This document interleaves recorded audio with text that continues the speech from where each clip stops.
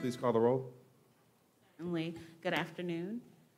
Mr. Brennan. Present. Mr. Rickerman. Here.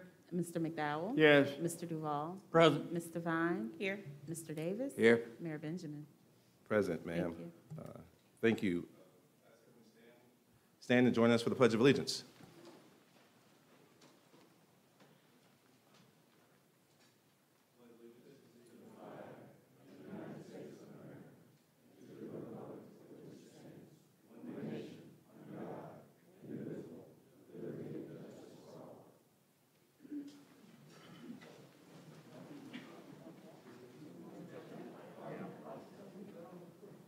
All right, good Reverend McDowell, your part-time unpaid job, would you please lead us in the invocation, please? Let us pray. Creator God, for this opportunity to be in this place.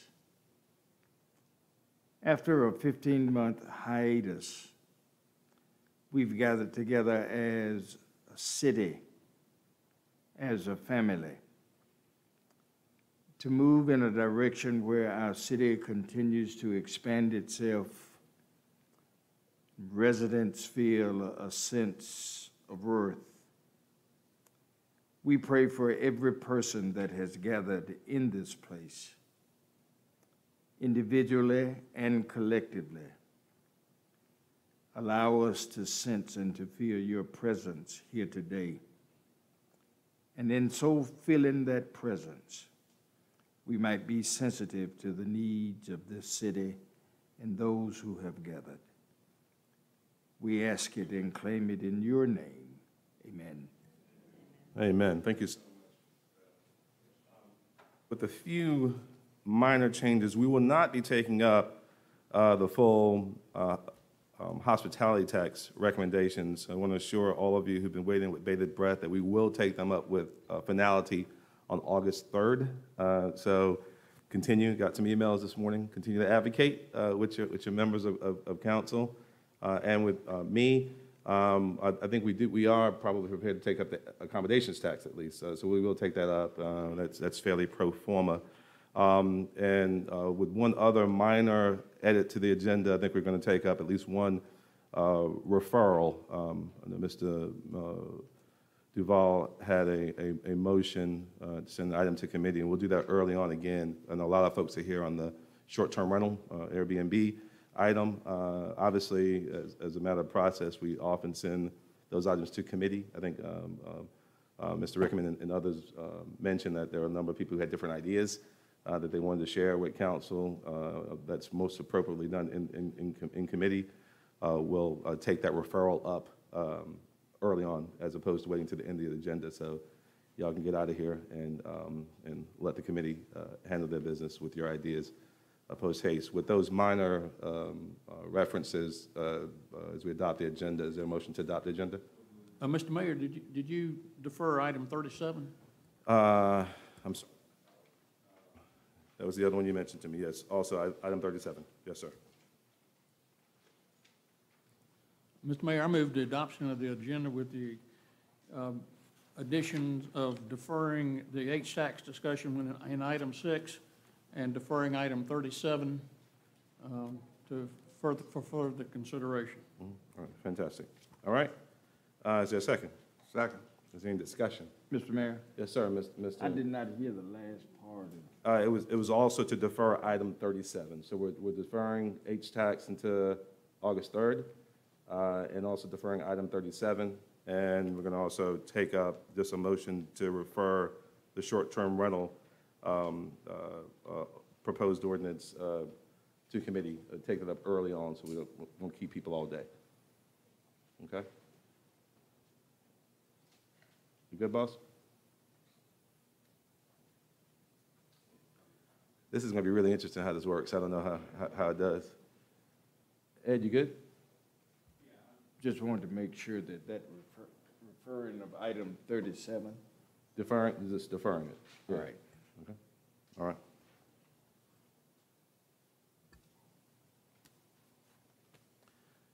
Is there a second? Second. Any discussion? Move the previous question, clerk call roll. Mr. Brennan? Yes. Mr. Rickman? Aye. Mr. McDowell? Mr. Duval? Aye. Mr. Vine? Aye. Mr. Davis? Aye. Mayor Benjamin? Aye. Thank you. Is there a motion to approve the council minutes of June 15th, 2021? Is there a second? Second. Any discussion? Move the previous question, clerk call roll. Mr. Brennan? Yes. Mr. Rickman? Aye. Mr. McDowell? Mr. Duval? Aye. Mr. Vine? Aye. Mr. Davis? Aye. Mayor Benjamin? Aye. Thank you.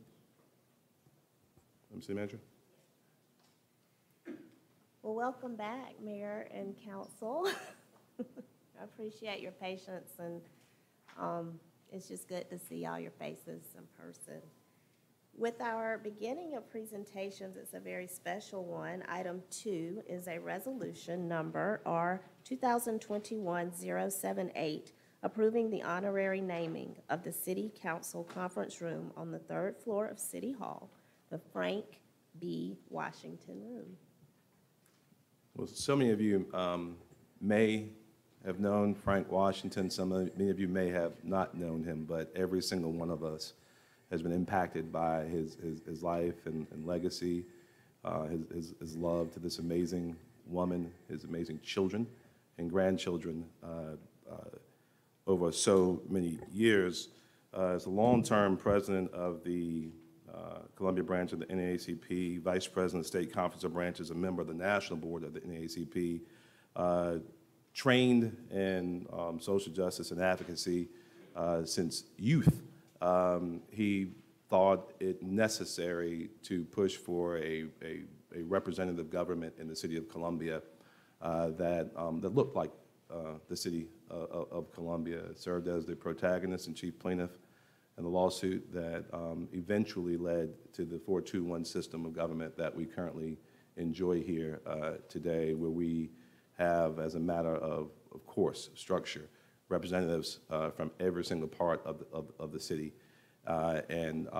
We were so fortunate just a few weeks ago, arm in arm with Ms. Vivian and Kent and all the Washington family and friends and pallbearers like my friend James Bennett here to send Mr. Washington on to glory on June 19th.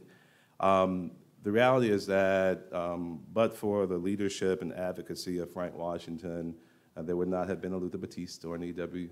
Cromartie or a Sam Davis, Brian Newman, or Tamika Devine, Ed McDowell, Steve Benjamin. I dare say each and every one of us has been significantly impacted, all 7 of us, and the city, becoming a city that is representative, clearly, visibly, of what it means to be an inclusive society.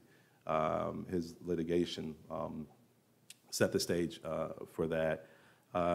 He and his beautiful family have been trailblazers in so many different respects. A native of Estill, South Carolina, he attended Booker Washington High School, class of 1945. He's a member of Omega Psi Phi fraternity, pursued graduate studies at South Carolina State. Certainly, he graduated from Allen University, Catholic University in Washington, D.C., and Bradley University in Peoria, Illinois. His professional career began at the South Carolina Department of Education in 1951. He retired in 1986 after 35 years of service and began a very successful real estate business after serving the people of South Carolina. But he was a lifelong advocate of civil rights in the state of South Carolina, and we're thankful Governor McMaster in October 2019 awarded Mr. Washington with the Order of the Palmetto, as we all know, is the highest civilian honor in the state of South Carolina. He and Ms. Vivian had 71 years of marriage. 71 years of marriage. What an amazing gift. And obviously he's blessed with 2 daughters, Dr. Carla D. Washington, Robin Major, and my friend, dear friend, Dr. Kent Washington, and an amazing group of grandchildren and cousins and all. So we're going to have a vote to recognize Frank Bernard Washington by naming the City Council Conference Room The place, some of you have heard the stories of how this city was once represented by all white men from Shandon, and that's not urban legend, it's true.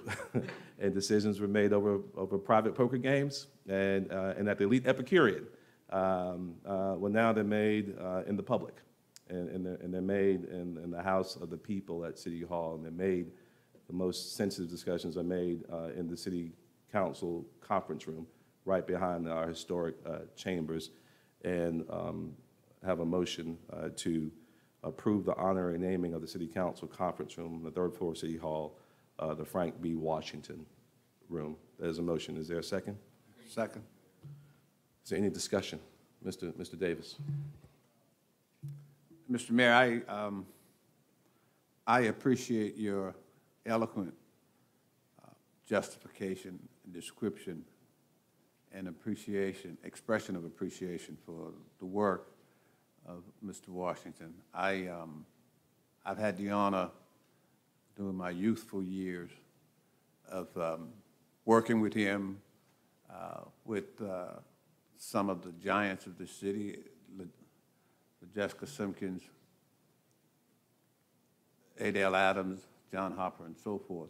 But they all were soldiers in the interest of justice, responsibility, dedication, and duty. And I always admired his tenacity and his ability to fight for that which he believed in and that which he thought was right.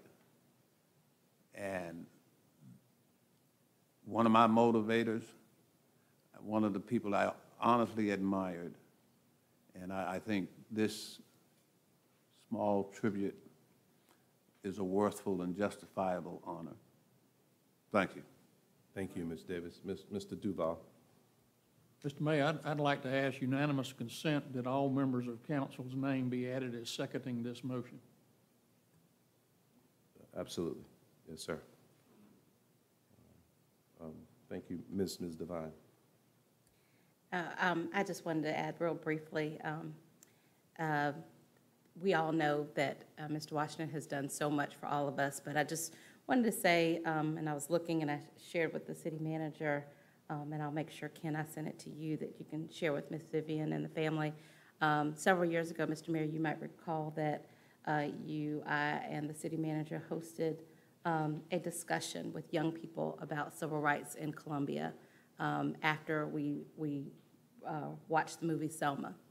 And Mr. Washington, and I was looking in my pictures, he is sitting in the mayor's seat at City Hall, talking to a group of young people.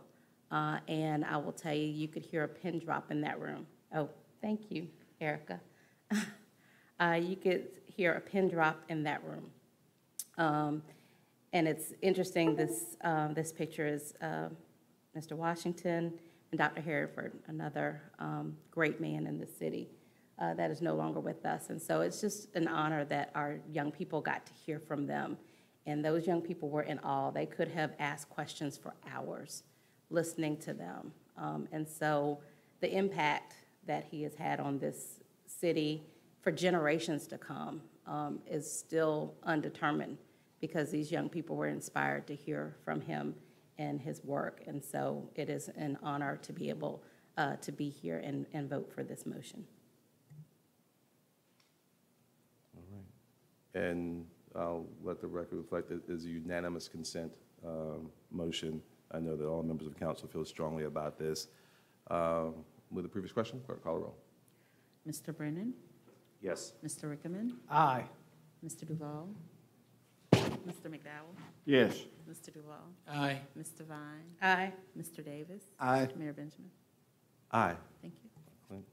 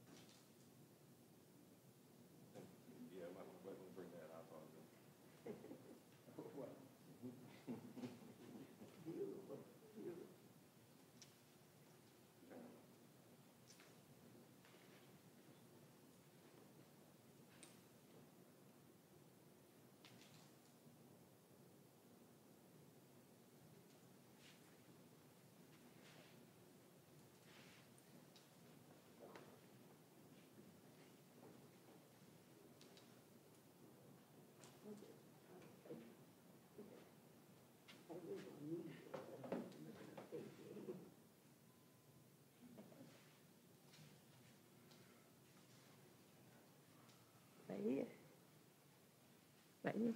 Yes, ma'am. I would like to think. I might cry a little bit. I'm a first grade teacher, and I'm not used to talking to big, tall people like you. But I know Frank would be very happy, very happy. He fought a long, long battle. And guess what? He didn't get no money for it. It was all from his heart. And I thank you very much.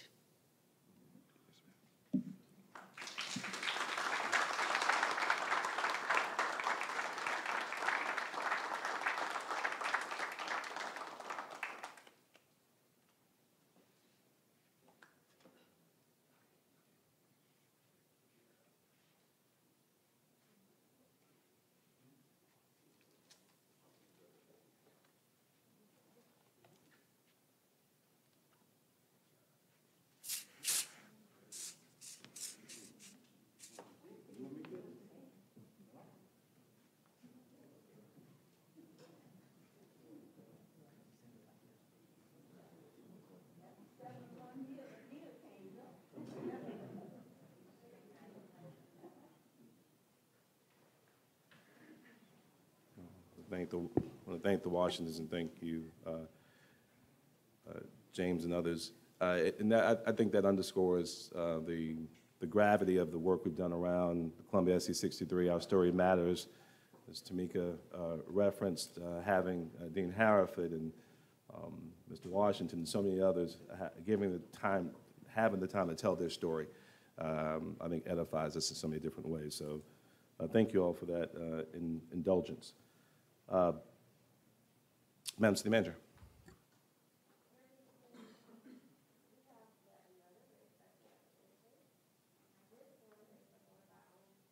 I've got to get used to that too, holding it down.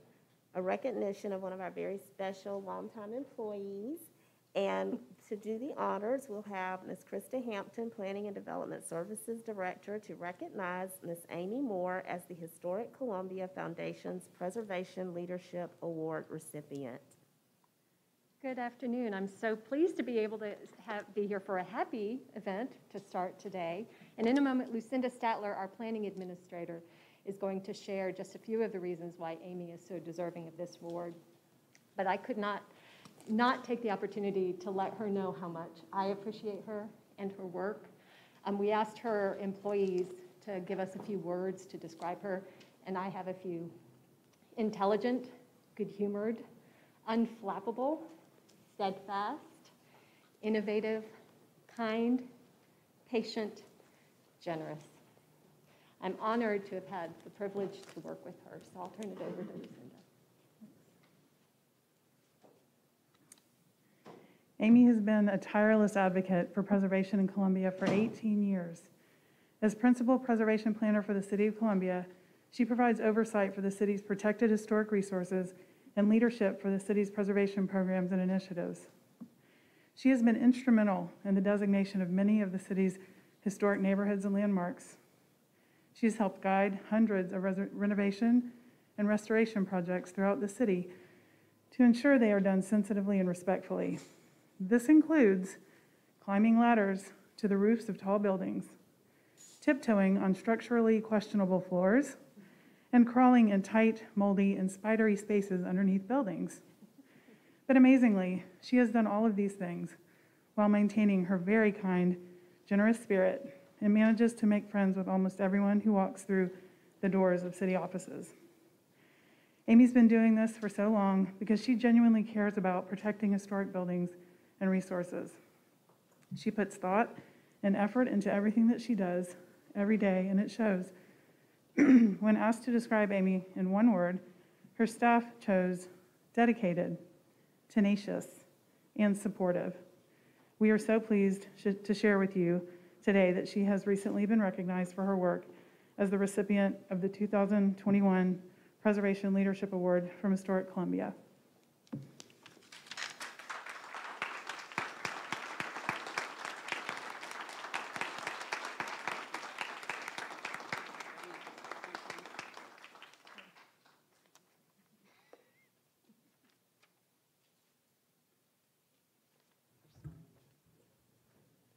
You want to say something, Amy? Every single accolade, well-deserved, especially patient. She's patient with me. You're amazing and a gift to the people of Columbia, Amy. I hope you know that we all feel that way. Well, thank you. There's a big smile underneath the mask, so I appreciate it. I very much appreciate it. It's been such a important piece of work, you know, for me over the years. And Columbia, that's so special. People don't really recognize it oftentimes. So I think it's an honor to be in this role to help protect and preserve our physical city. So thank you for the opportunity to do that, and I enjoy serving all of you. Thank you. Thank you. Krista, you didn't say she was tough. You left that part out. Mr. Mayor. Yes, sir, Mr. Duval.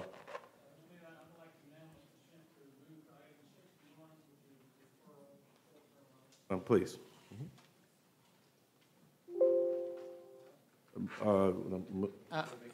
Okay, I'll move to form a special ad hoc committee consisting of Councilman Duval, Brennan, and Davis to consider a draft proposal for short-term rentals in the city of Columbia. Second?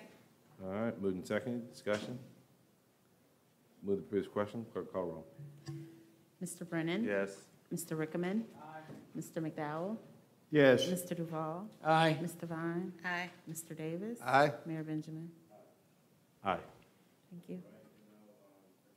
I do want to again clarify for everyone, and we're not going to be taking up hospitality tax. So just for some folks who are not, no one's used to going to city council meeting anymore. We don't have them in person. We haven't had them quite a while.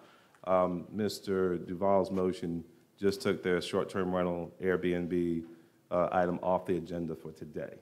So they will have a special ad hoc committee consists of Mr. I think it's Davis, Duval, and Brennan, and those meetings will be publicly noticed, and obviously, and the opportunity for the public to participate in the shaping of any proposed or ordinance will happen there. So if you're here for that item, you're welcome to stay for the rest of the council meeting. We'd love to have you, but if not, please feel somewhat liberated right now. The item, and those who are here for hospitality tax recommendations, those will be taken up on August 3rd. August 3rd. Okay?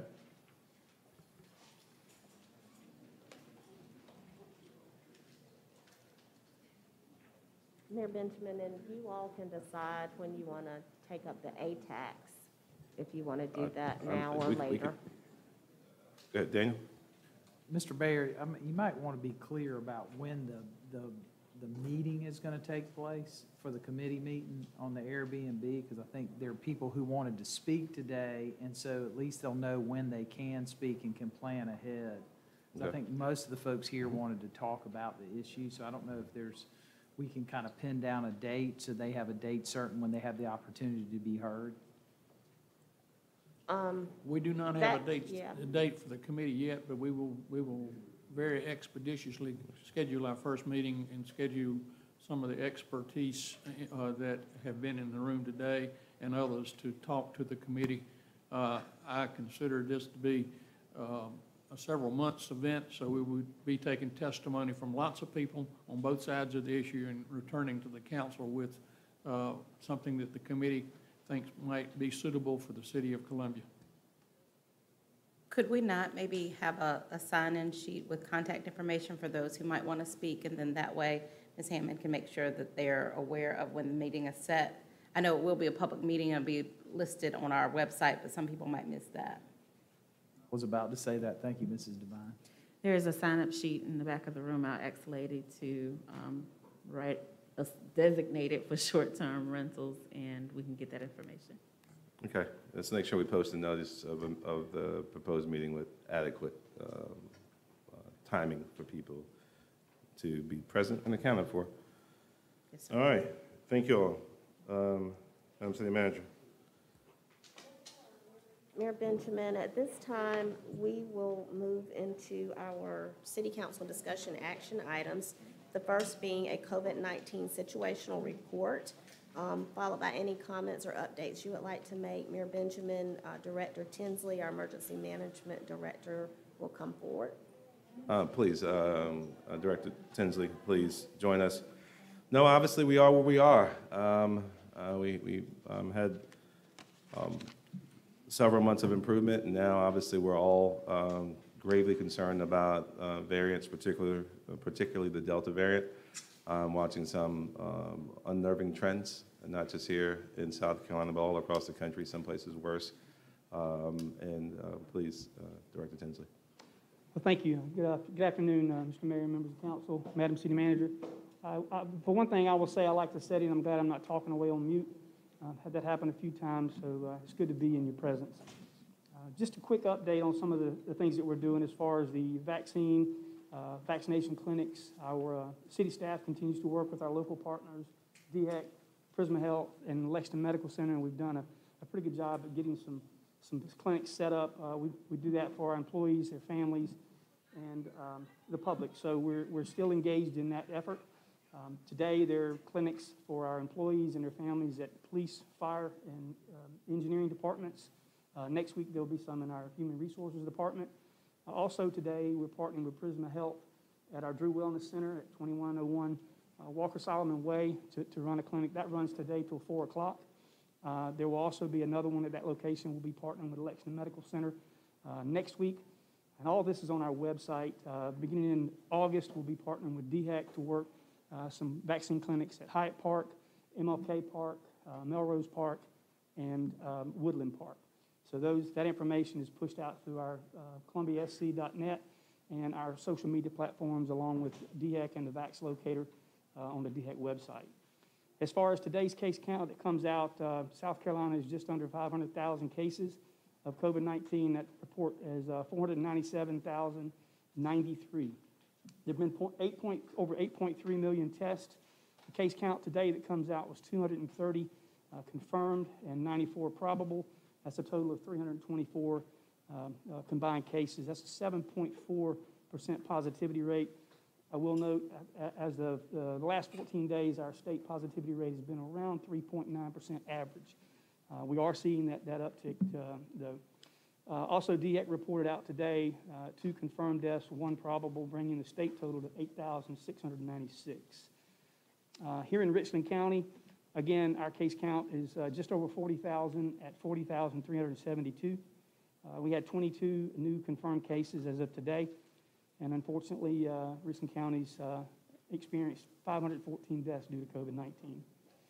So we are averaging in Richland County around 20 new cases each day. Also, as of the July 14th report, the recent disease activity incidence rate has been upgraded from low to medium. That's because we went above the 50 cases per 100,000, and it's at 58.2. We had dropped down below that. Our percent positivity rate still is at 2.8%. Statewide, there is sufficient hospital bed capacity. 258 COVID patients currently. That's about 3% of the inpatients throughout the state due to COVID. And DHEC reports there are 4,082,286 doses of COVID-19 vaccine administered in our state. As of July 18th, 43.9% of South Carolina's population has been fully vaccinated, according to DHEC, and 49.8% have received at least 1 dose. Here in Richland County, 52.8 or over 186,000 residents have received at least 1 dose, and 46.4%, that's 164,000, over 164,000 of those have completed their vaccinations. And according to the CDC's latest, 48.6% of the U.S. population has been completely vaccinated, and 56.1% have received at least 1 dose. And that concludes my report. Any questions? Thank you. Thank you, Director Tinsley. Any questions for Harry? Harry, you're please, Mr. McDowell.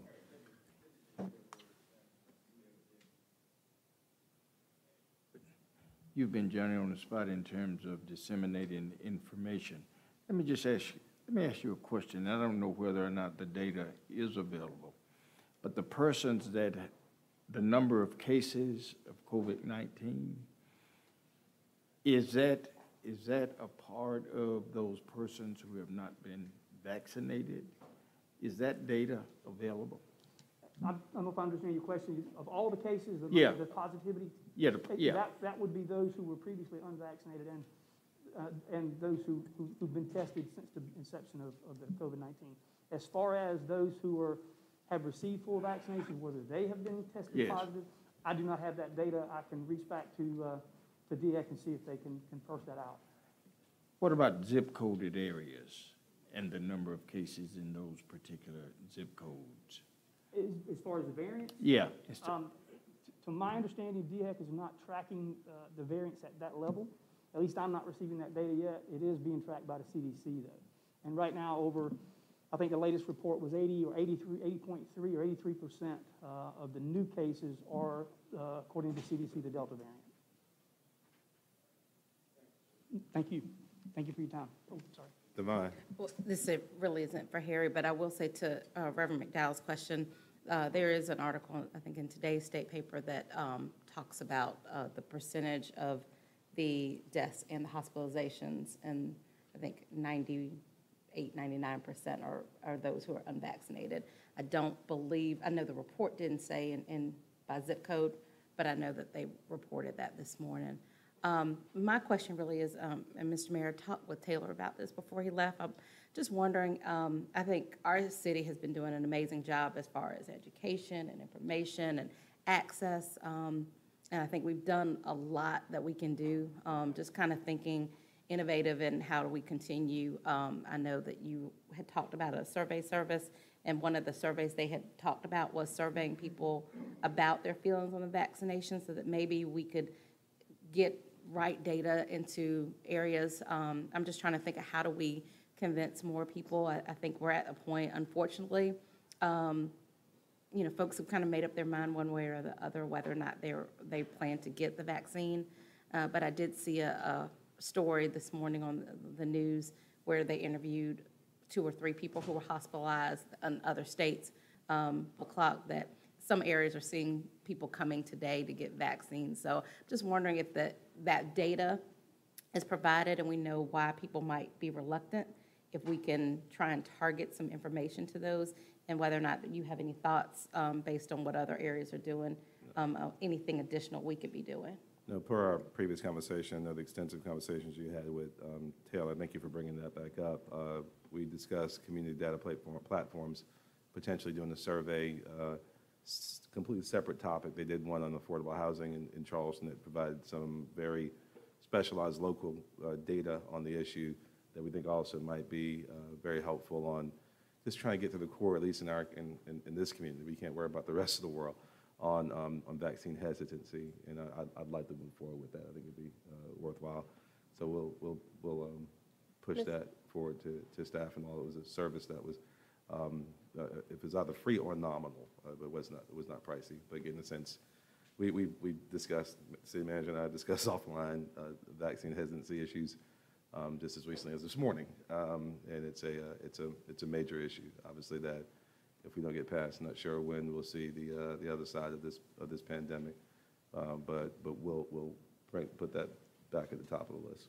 And I just wanted to add, Mayor Benjamin, to Ms. Devine's direct question about the survey. We have met, Pam and I and Denise have been meeting with they're based out of Charlotte, but a vendor who could potentially do that for us. But if you talk with Candace Shiver, she represents them, so she and her family are very interested in participating even more, but specifically with that particular vendor who's capable of doing that. So we've met, I think, twice. I think we're due to meet again, and hopefully we'll we're trying to streamline exactly what type of data would be best, so we can get some input from you on that. Specific format we're talking about. Exactly. And then the other thought is, with National Night Out coming up, maybe some kind of partnership with the Columbia Council of Neighborhoods and making sure that at these different events that we have information as people are coming out. I don't think we can give enough information about where people can get the vaccine and the facts on vaccinations. Okay. All right. Harry, you're the best. Thank you. Thank you y'all. so much. You've been wonderful throughout these last several months, keeping us all informed. Harry is so valuable to us, as all of our staff has been. Mayor Benjamin, at this point, we are moving into a period of further discussion on the American Rescue Plan funds. I'm very encouraged by the amount of information that we've received since we last reported out to you all about the funds, the eligibility, the requirements, the fact that we've received the first half of the funds and are, as we always do, and you know how we are good stewards of any funding that we do receive. We are trying our very best to put together the most practical and appropriate uses to make recommendations to you all. Missy Kaufman, our Budget and Program and Grants Management Director, will come forward, and we'll go ahead and, if you all are ready, she's got a presentation that we'll take you through. We have hard copies for you, and we'll also have the slides. Obviously, most of you know, and I just want to make clear to the public, as I'm sure they're hearing lots of information as well, is these are one-time funds. When we presented our first discussion with you all about this, as I said previously, we were all just anxiously awaiting more information from the federal government, and so through various NLC and Bloomberg and all types of resources, we've been able to help navigate what, for me as the manager, I think we should recommend.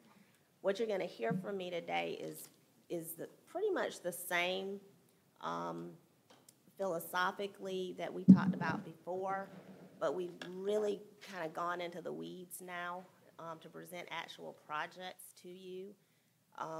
My goal is to make sure our city is best suited to administer these funds and to make sure that when that day comes, which it always does, that we have to reassure and the public, but also prove that we have administered the funds well, we have accounted for every dollar, and that we've been compliant, that I want to make sure as a city that we are able to do that. And so that, to me, means that we need to really control how we are utilizing the funds, but make sure that the funds are still being used in a way to move our community forward. And so the proposed uses of these funds that Missy will go through with you, we put in various categories. And the categories are, first of all, to replace lost revenue. Our city over the last year to 18 months has gone through something that we never experienced before, obviously. You all were the first, I know, in the Midlands to step out on faith and direct us to allocate funds to small businesses, nonprofits, and did that just from our own internal city resources. We were able to control that money and come up with ways to do it wisely. This money's a little bit different. It's being given to us to then administer. So that is different. I'm thankful for it because it's now allowing us to hopefully fill some of those gaps over the last year and a half and replace lost revenue. That's the first category. The second category is city projects and amenities that ultimately still impact the community.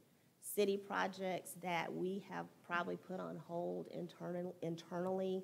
I know as long as I've been here, and I've been here since 2007, but you can't do that much longer in some of these departments and divisions that we'll show to you, because then our service delivery is impacted, which is ultimately where the community and citizens of Columbia have always seen us best in class, picking up the garbage on time, the water clean, all of those things. So we're going to talk a little bit about that. Amenities in many of your districts for parks and recreation, amenities that our families love to participate in. Neighborhoods and community investment would be the third category. And this incorporates, I think, what you've heard from President Biden and others about using this money to impact safety initiatives, blight, Mr. Davis, as he's always talking to us about. But the gun violence and the trigger pullers that Chief Holbrook is talking to you about a lot, even in our community, we have included funds to address those type of initiatives, demolishing vacant and abandoned buildings, that sort of thing. So I really wanted you all to know that, I mean, we've really spent a lot of time on this, trying to make sure that internal needs are addressed, but it's also the ability for us to sustain ourselves and continue to do those things that the community and citizens of Columbia and our customers expect. When you see this list, we already know it well exceeds the amount of funding that we've been allocated. That's intentional. Haven't had the opportunity in person to showcase for you all the wonderful things that we are set to do through our IPRB bond issuance that y'all approved. But there were still so many things on the list that we still needed to do. So this funding could certainly help. Even with that said, there's some things that aren't even on the list because we're already at $40 million of things, like sidewalks, road resurfacing, body-worn cameras for Chief Holbrook, a second set of gear for Chief Jenkins. But there are lots of other things in there for those two chiefs because, you know, trust me, there's a lot in there for them. We've talked to the Department of Mental Health about the city and all the jurisdictions in Columbia participating in a mental health, standing up a mental health crisis unit, which we all, I think, know is very much so needed as we're still tackling the homeless population in Columbia. So with everything we're about to present to you, as well as a list of state requests that some of you have already had some conversations with many of our legislative delegation members, we've tried to put in as much as we can. And I would hope after we walk you through it, you will, for the most part, agree that it's going to touch everything from housing attainability, Ms. Devine, to broadband, Mayor Benjamin, to blight and demolition of abandoned structures, Mr. Davis, replacing lost revenue, Mr. Duvall, with H-tax funds, Mr. Brennan with the parks in his district and other things he has advocated for. Same with Reverend McDowell. You know, there's a particular facility off Beltline that we've all been trying our best to figure out how to get that done. And of course, Mr. Rickerman is always very supportive of the internal needs of our staff to be having their morale boosted and driving the vehicles that we so need to replace and refurbish. So that's my pitch. We're going to take you through it. Water and sewer funds, we're still questioning eligibility there. Clint and his team are working with an associate group that is getting some guidance on that. Now, I'll tell you, our goal set is to get to the point where we're a month out on work orders that all of us get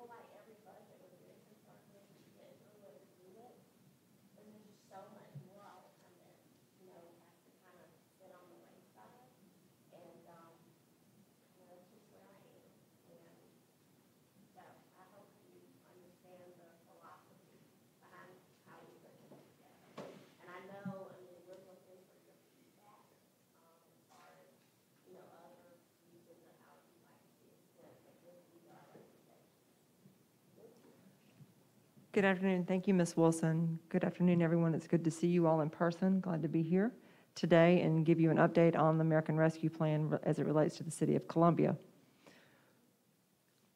I've been asked to take this off, so I will remove this.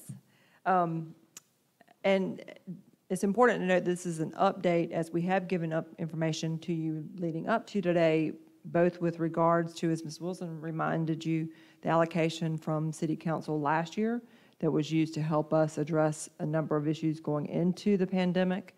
We've also talked with you a little bit about the city's allocation or funds available from the CARES Act that were administered through the state of South Carolina. When we last spoke with you about the American Rescue Plan, we did not yet have, or we had just received the Treasury guidance. Since then, there's been a lot of Treasury guidance and a lot of discussions that we'll go through a little bit today. But for our presentation today, we'll give another quick overview of the American Rescue Plan, specifically related to the state and local assistance. We will also discuss with you the City of Columbia's ARP update in regards to our proposed goals, proposed process, proposed priorities, uses and examples of potential projects, and then our next steps. Of course, you're going to see us reference proposed, because as we get through this, we are still waiting on Treasury final guidance. So everything at this point is still tentative until we do receive that final guidance. Just for reminder of what the American Rescue Plan is, it was adopted by Congress in March of 2021. It's a $1.9 trillion economic stimulus bill. Its program is intended to support state, local, and tribal governments in responding to the economic and public health impacts of COVID-19. And specifically, that is related to the state and local finance assistance, which totaled $350 million of the $1.9 trillion plan. You can see on the graph that the largest allocation of that $1.9 trillion is assistance to individuals, and then next would be the assistance to state and local governments. Just again, as an overview, we are talking specifically about the state and local fiscal recovery funds, the SLFRF funds of the American Rescue Plan. That's the $350 billion funds that is coming to state municipalities, counties, tribes, and territories. As mentioned, the interim guidance was delivered by Treasury on May the 10th. It was 151 pages. The guidance from Treasury outlines eligible uses and administration of the funds, and that is very important. Anytime we do get federal funds, we are required to follow regulations and requirements, everything from how we administer the funds to how we report on the funds, and ultimately how we're going to be audited against those uses. The final guidance at this point is anticipated in the fall. We have been receiving regular updates from Treasury every 2 weeks or so in terms of frequently asked questions where different communities can submit questions and ask questions about guidance, and then they address those. So they've been very helpful in providing government's information. We've also have received the compliance and reporting that was released on June the 17th. These funds, I think a little contrary to initial belief, but since we now have received the compliance and reporting requirements, which states that these funds will be subject to 200 CFR. That's a lot of jargon basically saying that we have to administer these funds according to other federal uses. This means that only allowable activities are allowed, allowable costs and cost principles have to be met. That means that we have to make sure that we are doing our diligence, that we're getting equitable cost, and that we are applying cost principles to our estimates and our procurements. We have to follow federal procurement requirements. Program income, if any programs that we do administer, is also subject to these same rules. We are also subject to reporting requirements, and of course, if we administer these funds, we are subject to subrecipient. This is just a summary, of course, of those things that we're required to administer and make sure that we are staying in compliance with, but I think we all know or have experience with the administration of federal dollars and knowing the work that comes along with those funds. And of course, our first interim report to the Treasury is due August the 31st. Even if we have not spent dollars, we are required to submit our first report to them.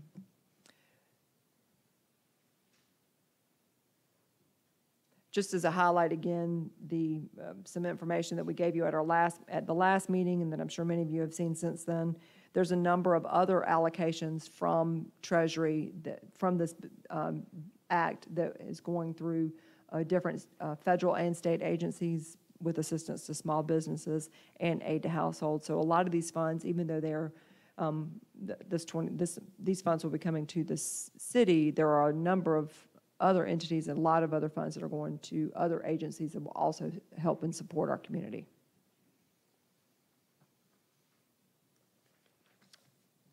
Briefly, we want to mention and review what are the eligible uses as outlined by the Treasury for the American Rescue Plan, specifically related to state and local fiscal recovery funds.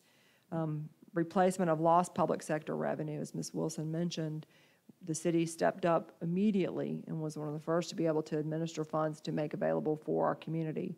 These are the first funds coming directly to the City of Columbia to assist the City of Columbia in providing our services that Ms. Wilson mentioned that our citizens need and expect.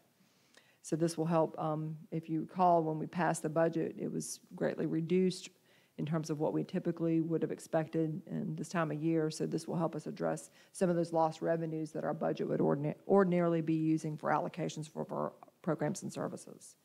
It also is to support public health expenditures in terms of helping address COVID-19 expenses and efforts also addressing the negative impacts caused by the public health emergency, provide premium pay for essential workers, and then invest in water, sewer, and broadband infrastructure.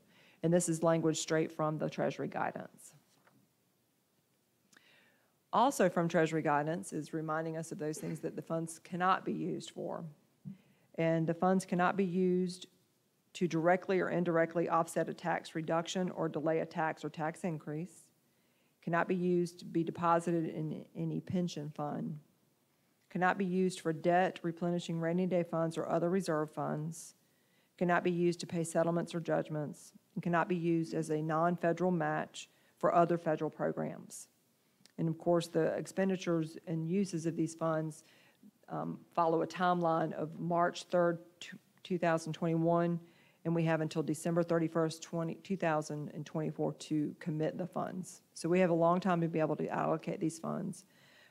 Just to point out too, some of these items here have been the point of many conversations among colleagues and peers across the country as we've talked with other cities.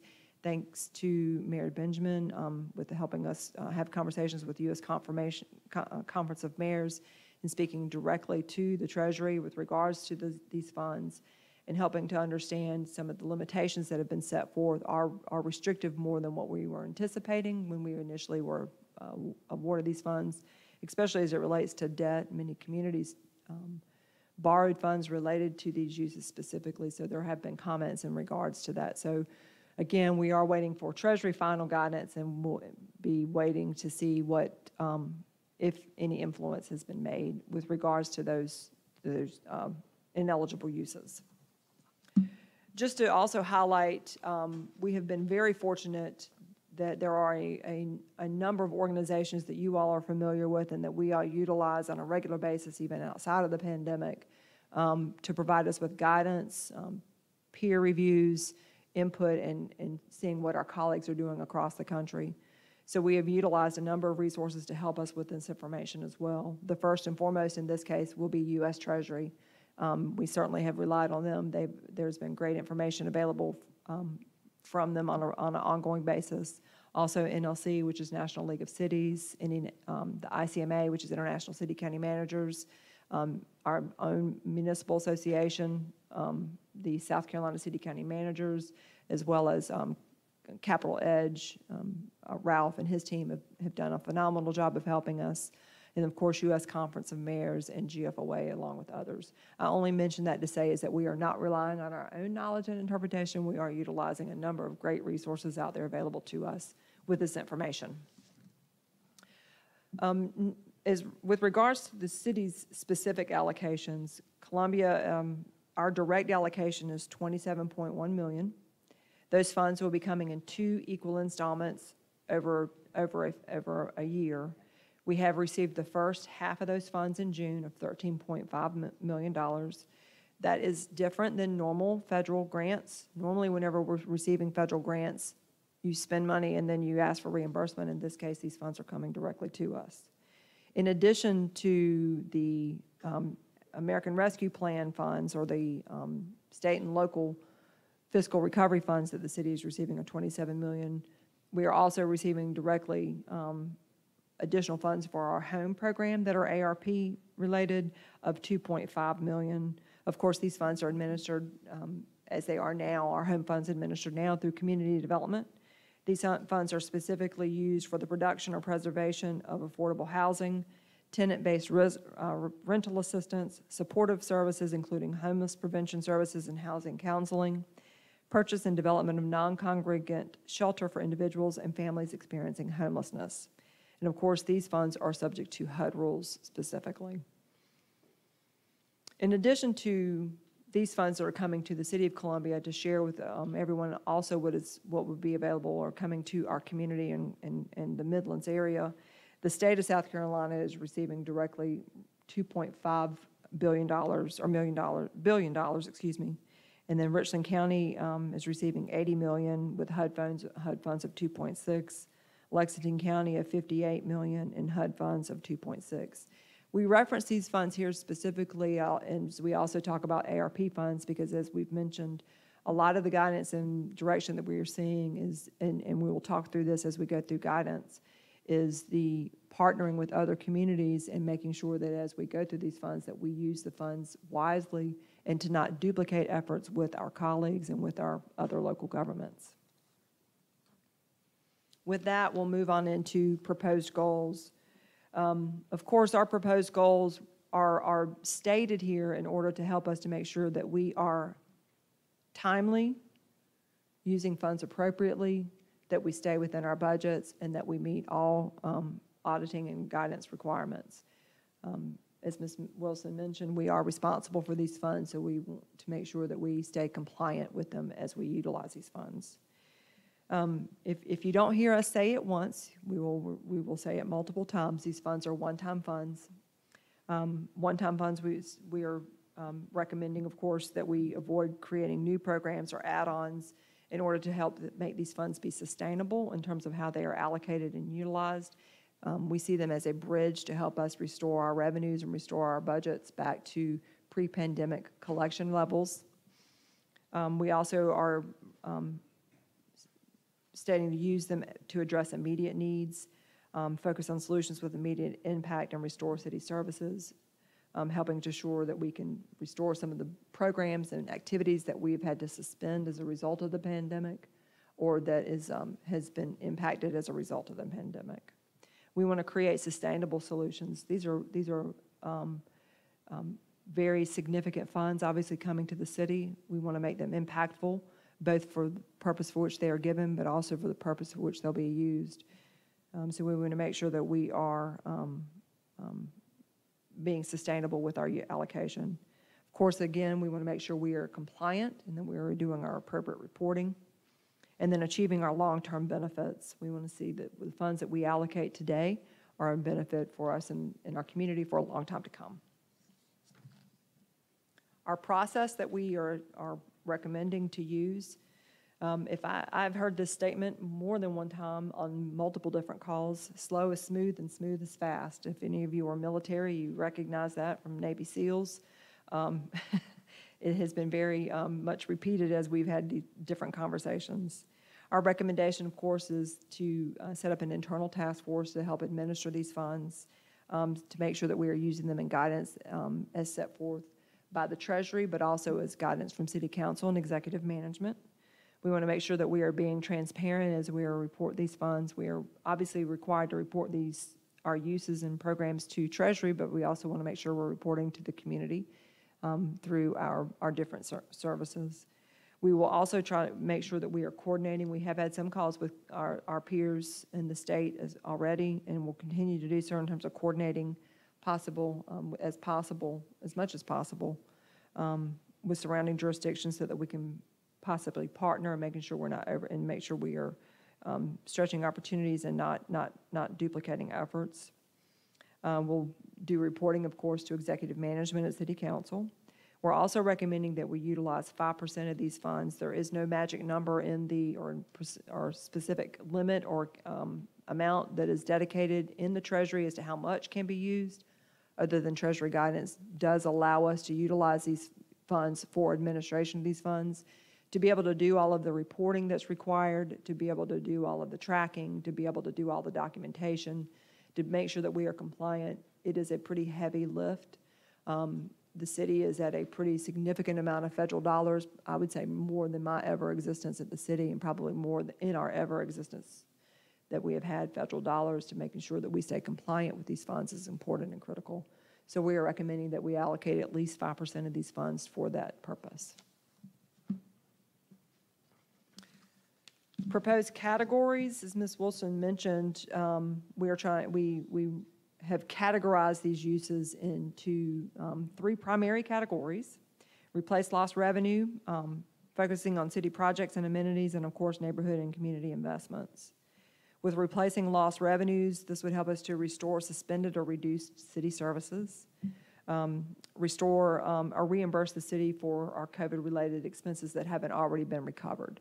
Fortunately, those are minimal at this point, but we do still have some funds that we have expended. City projects and amenities, these projects would fall under a couple of different areas: projects and investments that support city services, and projects that provide lifestyle assets to the community and ensure our service delivery continues to be above standard to the citizens of Columbia. Ultimately, these funds also have to be addressed back to the Treasury guidance, so we will also make sure that they are meeting those needs as well. As far as neighborhood and community investments, these would be city-led projects and managed projects that would support healthier lifestyles through neighborhood revitalization efforts, and then projects and investments that address economic disparities, encourage additional development and economic activity. With regards to proposed uses, we'll go over a few examples of the projects that we are outlining by these different categories. In terms of replacement of lost revenue, as mentioned, reimburse the city for COVID-related expenses not already recovered. Restore, suspended or reduce city services. Replacement of such as replacement of our rolling stock and capital equipment for police, fire, public works, and parks and recreation. As you all may know, this is what we utilize to replace our major equipment, major vehicles, fire trucks, police cars, solid waste trucks or garbage trucks, bucket trucks, all the way to vehicles that are used throughout the departments. City projects and amenities, public facilities and improvements, and then new and improved playgrounds and equipment. We'll discuss some of the public facility improvements. Some of this is to improve the working conditions that these employees are working in, that also address health and safety, but also to help to make sure that our employees have adequate resources to be able to perform their services to our community. And then, of course, playground equipment and green space addresses the public health aspects and helping to make sure that our citizens in our community have safe and adequate resources to help them to be able to live healthy lifestyles. Neighborhood investments address initiatives that address crime and violence. The White House has been very specific in coming out to ensure that these funds also be used to be able to help address crime and gun violence. So there are some programs dedicated there. Demolition of vacant and abandoned and hazardous properties, housing rehabilitation, food insecurities, and addressing housing and sustainability and attainability. And also that will address some broadband accessibility. I know this is hard to read from the screen, but we'll go over some of the proposed, these are estimates that we have based on some of the programs and use of these funds. I would draw your attention to the way that these funds are spelled out. You can see right below the title of this slide, you can see where we have allocated administration of $1.3 million for the administration of these funds. The next category is the allocated. If you recall, as you passed your budget in May of this year, that the budget incorporated use of some of the American Rescue Plan funds, so those funds are already accounted here as allocated. We have adjusted some of those based on the guidance that we've received now from Treasury. The first part being fiscal year 2021, the year that just ended on June 30th. These are estimates in terms of until we know exactly, once we get closer through the year end. As finance completes the audit process, we'll know whether or not all or more of these funds are needed in this area. The areas that we know are the most addressed with regards to the general fund and parking fund. So we are holding $5.7 million for the use of these funds to help us make sure we are covering any potential deficits in our revenue streams from fiscal year that just ended. Going forward in fiscal year 21-22, the general fund is representing of $2.7 million, parking fund of $2.4 million, and hospitality tax of $1.7. As you may recall in our discussions early on about these funds and what our revenue streams that are most impacted by COVID are those things that are going to be generated primarily from customers of those things that are driven by the economy. So for instance, our business license revenues in the general fund, the parking fund, the lack of activity in our parking garages over the past year, hospitality tax, the impact on those revenues from restaurant establishments that were closed and suspended or even shuttered during the pandemic. We've also, so the replacement of lost revenue is one of the broadest categories of the Treasury guidance. So we are able to utilize these a little broader than what some of the other specific requirements. Obviously, we have not yet made it through this year, so we are not sure how we will still finish up with both the year that just ended and the year we are in terms of knowing any impacts that we've had and potentially could have from the pandemic on our revenues. So we are asking to reserve out $1.5 million for the general fund and another $1.5 million for the parking fund in anticipation of next fiscal year. With that being said, I also would remind that our guidance has reminded us to also keep in mind that these funds are to be allocated to last us until 2004 to take time in terms of how we use them, that they don't all have to be used at once. Not to mention, we only have half of the funds now and do not have all of the funds available to us. So that's the first part. Those are the funds that at this point have been committed or we anticipate being committed in next year's budget. The priority category, we've outlined some funds based on the projects that we just previously mentioned. So the replacement of revenues. In terms of COVID, we've reserved out $350,000 with anticipation of current COVID-related expenses and future COVID expenses. The replacement of rolling stock and equipment, we did include in the budget this year. We were able to restore it this year thanks to the revenues. The capital lease that we normally do in our budget for replacement of rolling stock, as I've described, these funds would be cash to purchase additional vehicles above the $9 million that is in the budget. So this would help us closer restore. If you recall, we did not do a replacement in the last year's budget because of the impact on the revenues. So we have a number of vehicles that we are behind on, and so this would help us over the next few years get us caught up in our replacements. Moving into city projects and amenities, the police facilities and equipment. This would address a number of one-time expenses related to some capital equipment and purchases regarding some facilities at some police stations. Fleet facility replacements, these would be additional funds. If you may recall, we included in the installment purchase revenue bond $1 million towards a replacement fleet facility. The fleet facility is old and inadequate in terms of the size of the space, in terms of addressing our current fleet size and growth. Fire station exhaust system and gear extractors, this is a critical piece of, these would be one-time funds to help make sure that all of our fire stations have adequate exhaust fans for whenever vehicles are obviously working in the vehicle, in the bays, help to make sure that the air stays circulated and remove exhaust from the buildings to make them safer for breathing, as well as the gear extractors. These are the extractors that they use to clean firemen uniform suits after they have been, their bunker gear, after they've been to fires. Fire station improvements, again, addressing some of the accessibility and livability of these stations over the next several years. The city has 12 stations, and so it's a matter of helping address some of the needs in those spaces.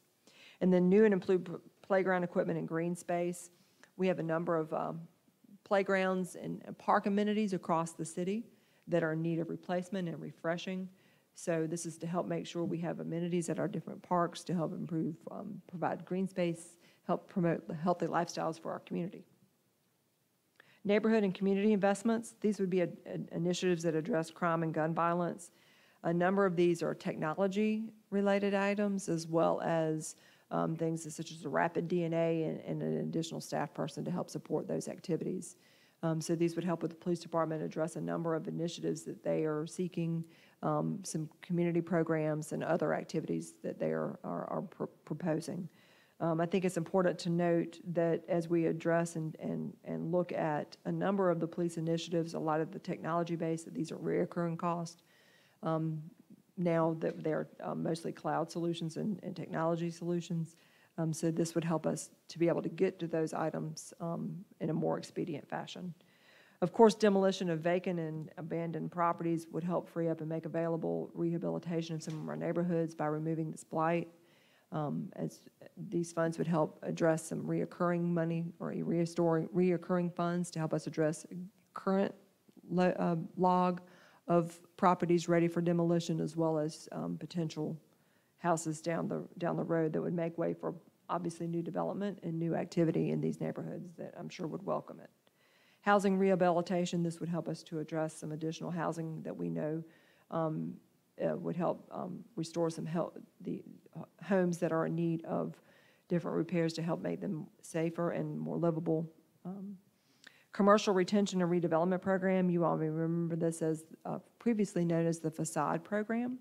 So this would help to revitalize that, help address those economic needs and help us to be able to help support our small businesses and other neighborhoods or other businesses in our communities with that important program. Food insecurities, there's been a lot of conversations about a mobile food market, and so this would help us address that program.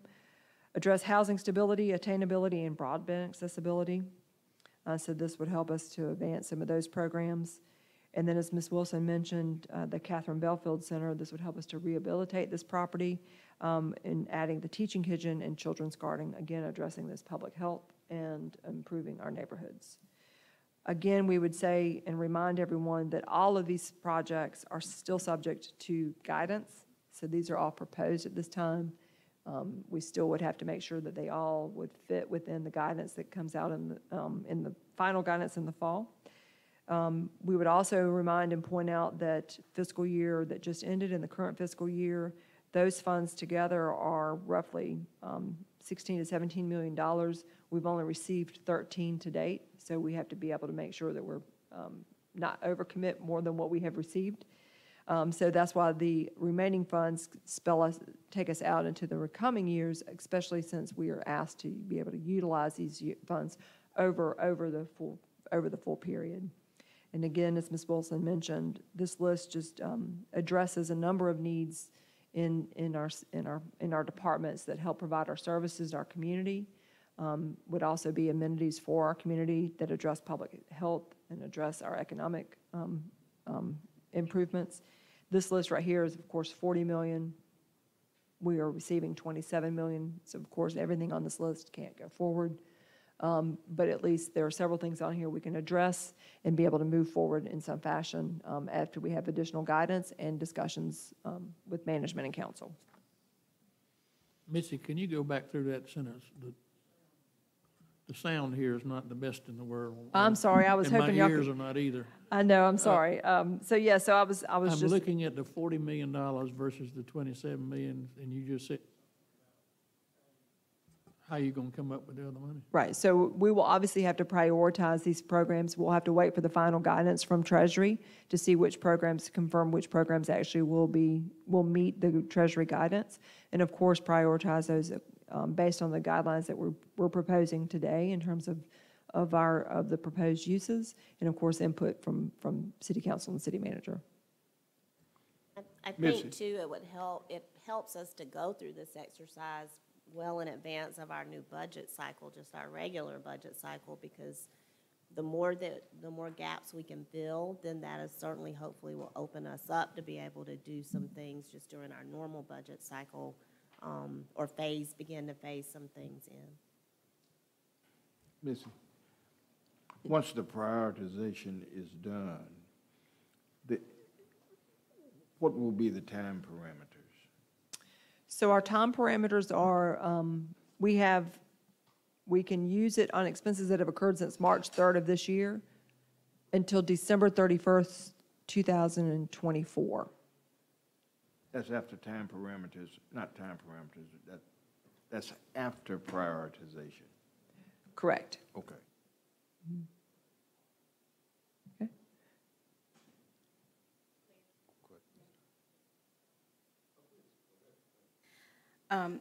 So Missy, this is good. It gives us a lot. But yeah, I was looking at the 40, and I'm like, okay, 27, how are we going to get there?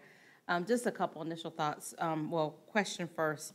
I know you've got these in broad categories, but based on the staff's recommendation, this would be all city-owned managed projects. There would be no allocations to subrecipients from this money. Your proposal, we have enough to say grace over, basically, to do internally. Is that what I'm reading? Okay. In the priority part, and I know that some of these, like the commercial kitchen, we've talked about a while, and things like that, it might be helpful once we get to that point out of the projects to say what things are shovel-ready, what things are, we would be able to get started on right away. The other thing would be, I would put out to my colleagues just for food for thought. I know we don't have legislative text or anything like that, but if there are any of these projects, based on what we hear, might be coming down the pipe in the American Jobs Plan, if anything might also be in that pocket, that might help us prioritize if we think we might get additional monies that would help with some of these projects. So I just offer that for us conversation. And then just for the future, can we, or maybe Skip can get us under the initiatives to address crime and gun violence. I know we've talked about expansion of ShotSpotter, but I know that he might have some other ideas. I just would like to know what else would we be considering as part of that allocation? Absolutely. And I would envision that, of course, as we do get finalized projects and programs, there'll be a lot more information about what is it. Obviously, we have to be able to do that to be able to do our reporting, so certainly. Sorry, question along the same lines. We were sort of noting what we've kind of arrived at in terms of initiatives against the dollars that we're planning for. Is there flexibility in partnerships with an entity that may be that may have the same goal that on the table that we've outlined in terms of what we think we're able to spend? Can we partner with entities to maybe help take some dollars further than might be expected? I think the category, I was going to make that kind of slight clarification to Ms. Devine's point too, Mr. Davis. When we have addressed housing stability and attainability and the broadband accessibility, that's probably the area that comes to mind most to me when we would absolutely have partners, because as you all know, there's now, which is a wonderful thing, a multitude of of developers who are really moving in the space of attainable housing. And we've got, I know a project that's right on the horizon, I think ranked #1 in the state, that's about to be done. And the city, we've already committed some funding to that project. So the goal here, what seems to be doable, if I just use this project that I think is about to happen, the $500,000 mark with that developer, which comes from city home dollars, federal dollars from our home investment funds that we receive every year, but also you all have directed us over the years to begin building a pot of funds to incentivize development in that area. So that would be the category where that's absolutely meant for a partnership with developers, because obviously the city can't develop all the housing ourselves, as well as broadband accessibility. That's why we had that category. The food insecurities, the mobile food market, we are not going into that wanting to, be the end, the out there having the mobile food truck and administering that on a daily basis. We really want to be a conduit to put out a request for proposals and get a partner that would know how to do that successfully. But we wanted to put funds in here because I know that's something you all have talked about. The Food Policy Committee's talked about it, that it could potentially be sustainable over time. But we're really going to have to look for a partner that knows what they're doing in that space as well. So I think, yes, there's some of the initiatives that will organically and naturally just have to require a partner. I think what I was, getting at with this list is, I think initially, and I've heard it, we've all heard it with our, with the different information we've received from others.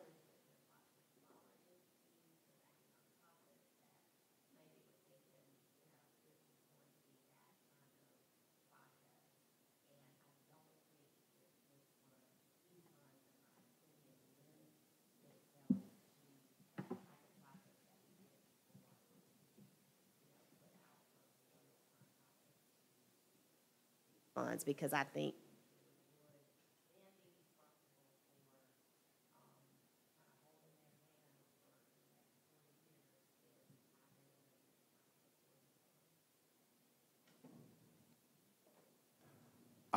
well, I'm hoping we could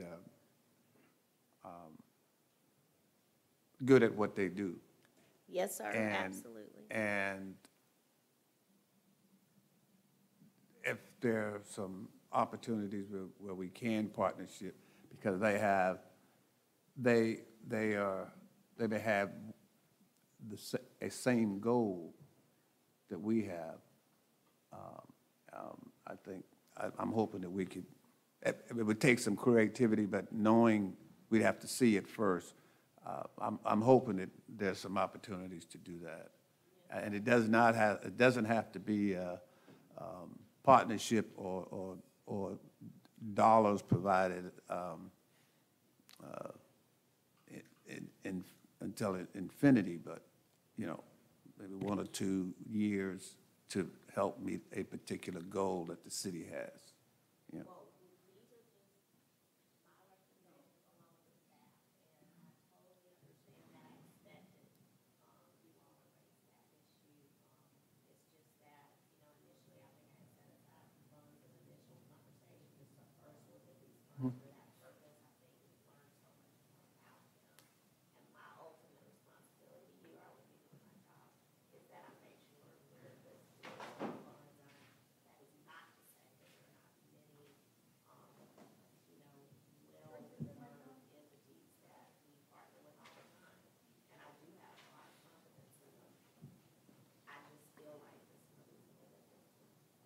Okay. I think you've done a good job in laying these out and identifying needs, and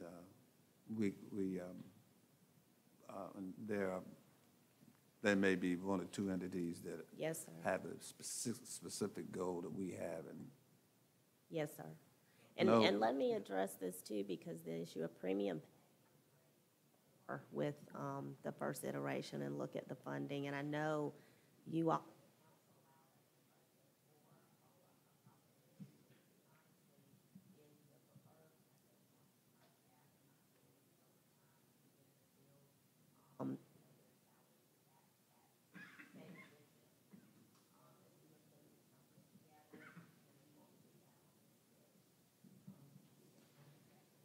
approach was to do the 2% across the board for our staff this year. Ms. I'll be real quick, Ed. Missy, you pointed out the importance of project management and transparency through this process. Yes. Have we identified a reliable, independent compliance contractor? We have looked at utilizing the state's programs, but we have not started that process directly yet. Wonderful.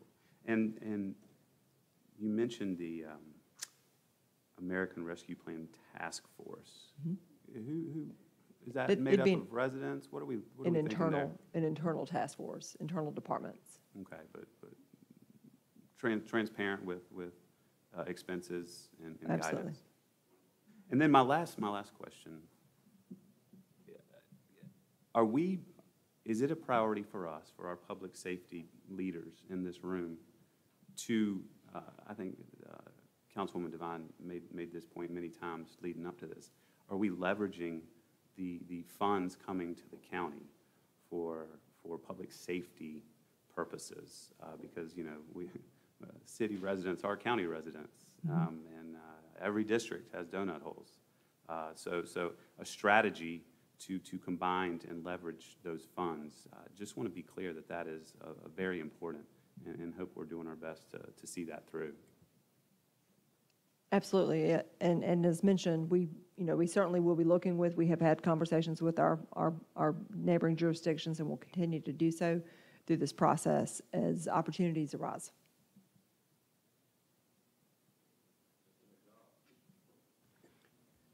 Mr. The conversation, of course, engendered here today is very, very valuable. But it seems to me that our first step is, before we get to the real details, is a prioritization. Setting the priorities has to be at the apex of what we're going to do and how we're going to do that. So it becomes an issue for me of prioritization. What are those things that we really need to get done? Sure.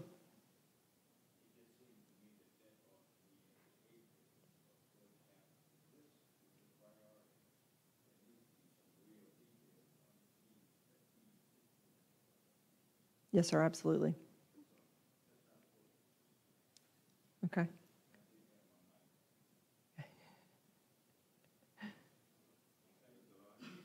And I know Mr. Brennan stepped out, but I'd written it down to do at the end of your presentation, but just a couple other thoughts would be,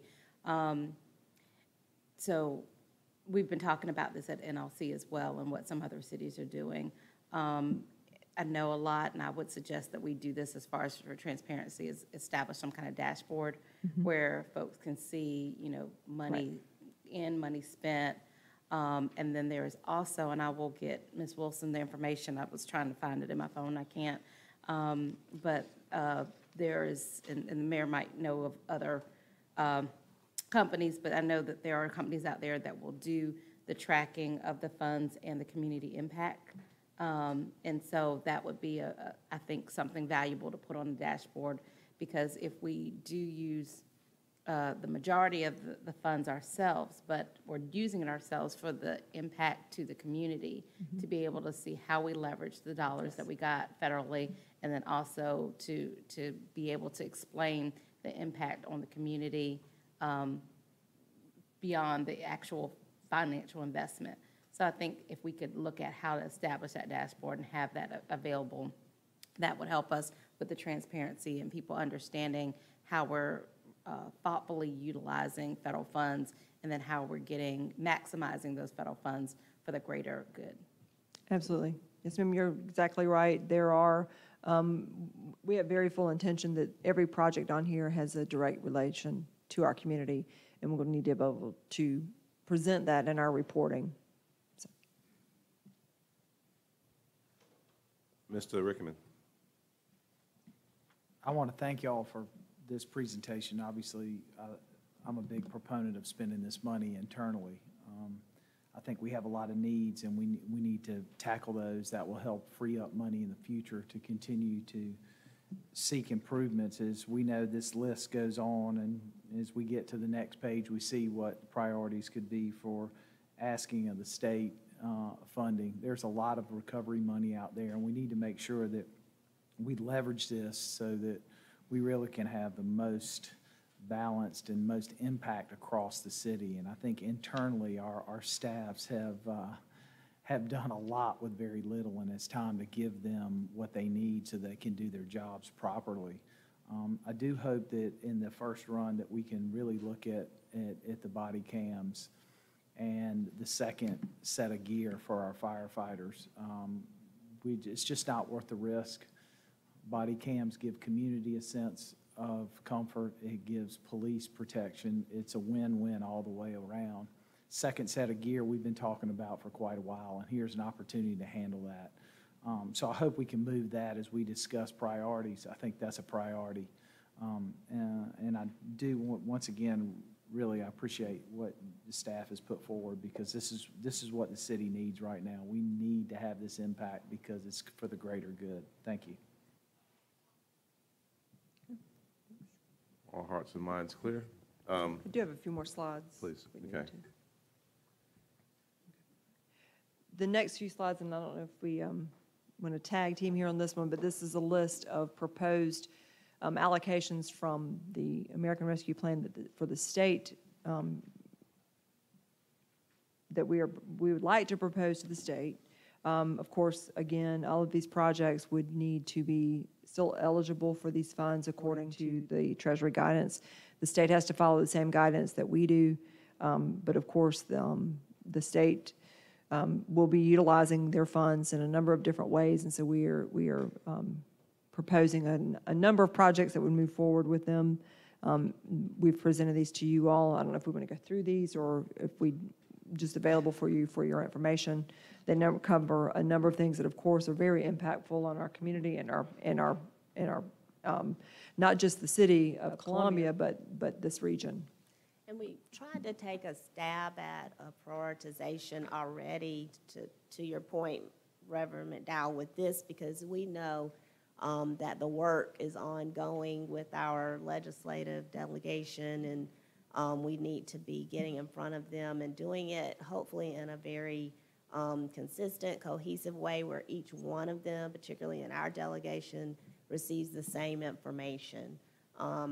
Kudos to our team, our lobbying team, and Missy Gentry worked with them specifically on trying to help cull this list. But honestly, you know, we want to make sure everyone feels like we've talked to them and we've been inclusive and we've explained the city's case. So this is just, you know, based off what we know, and obviously Finley Park is always going to be at the top of my list because it's a jewel and we were well on our way to getting it done, and I know we're still going to get it done one way or the other, as well as I think since I came to the city and was doing the work in the lobby, I've worked on the Assembly Street project, so love to see that one done too. And of course, there's lots of conversations which will continue later today about the convention center.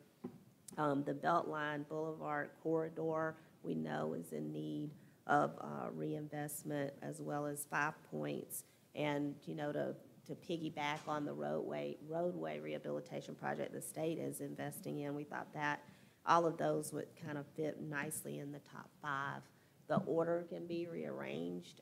We're just, you know, we were just giving you all something to start with. Thank you, Teresa.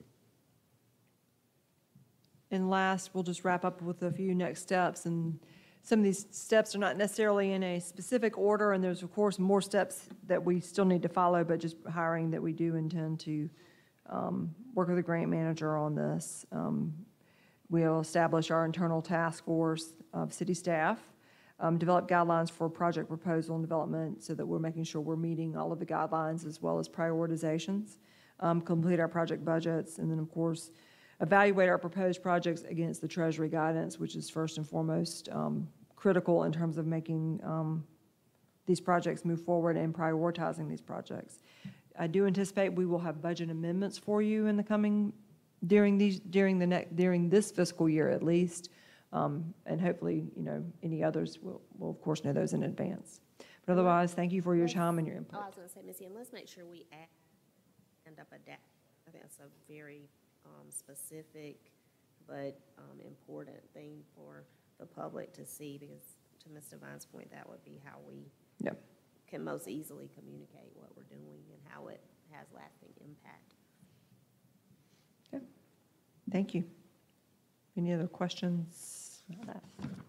Sure, there's more to Thank you all come. so much for the work and obviously the transparent discussion. And I couldn't agree more.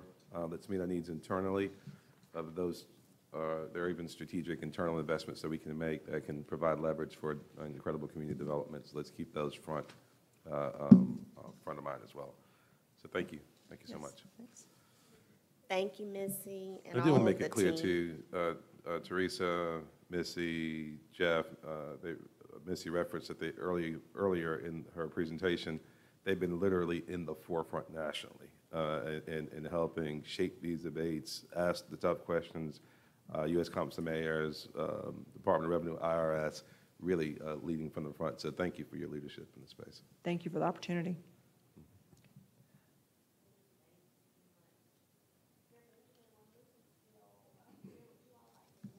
Would you all like to take, these mics aren't going to work. I've already told the staff we're going to have to get the old mics back. But the accommodations tax grant program allocations, would you all like to take that up now, Mr. Mayor? I have no hesitancy. Is there a motion to approve? Or you want to go ahead and go through them, or I think it's been published? It's been in the debate. published, there's two requests for allocations in accordance with City Council's guidance, and the committee did meet, reviewed applications from Capital City Lake Murray, as well as Experience Columbia, which is Convention and Visitors Bureau. Allocations are being made to each of those organizations. So moved. Move approval of the ATAX recommendations. Second. Discussion. With the previous question, clerk call the roll. Mr. Brennan? Yes. Mr. Rickerman? Mr. McDowell? Mr. Duval? Aye. Ms. Devine? Aye. Mr. Davis? Aye. Mayor Benjamin? Aye. Thank Thank you. you. Thank you. Again. All right. We'll plan to take up H-Tax on the 3rd. Yes, sir. At this time, Mayor Benjamin and council, we would like for you all to consider consent agenda items 7 through 27. Is there a motion? Is there a second? Any discussion? With the previous question, clerk call the roll. Mr. Brennan? Yes. Mr. Rickerman? Mr. McDowell? Mr. Duval? Aye. Ms. Devine? Aye. Mr. Davis? Aye. Mayor Benjamin? Aye. At this time, Mayor Benjamin and council, we will open the public hearing and first reading for zoning and planning matters with the help of Ms. Hampton.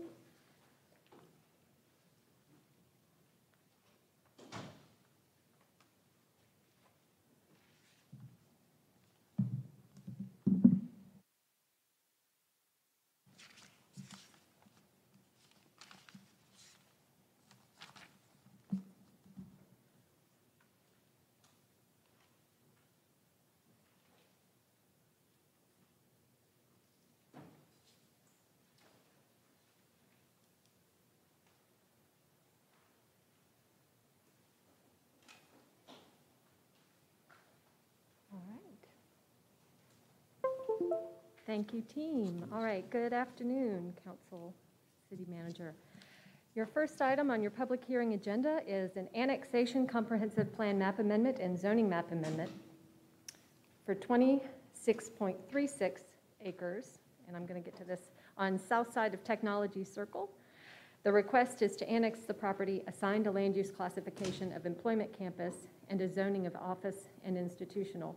And we are having a hybrid meeting this evening. And so in addition to the people who are here, and if you are viewing the meeting on the city's website. You can also participate by telephone. When calling, you need to include your name and the case number and/or address.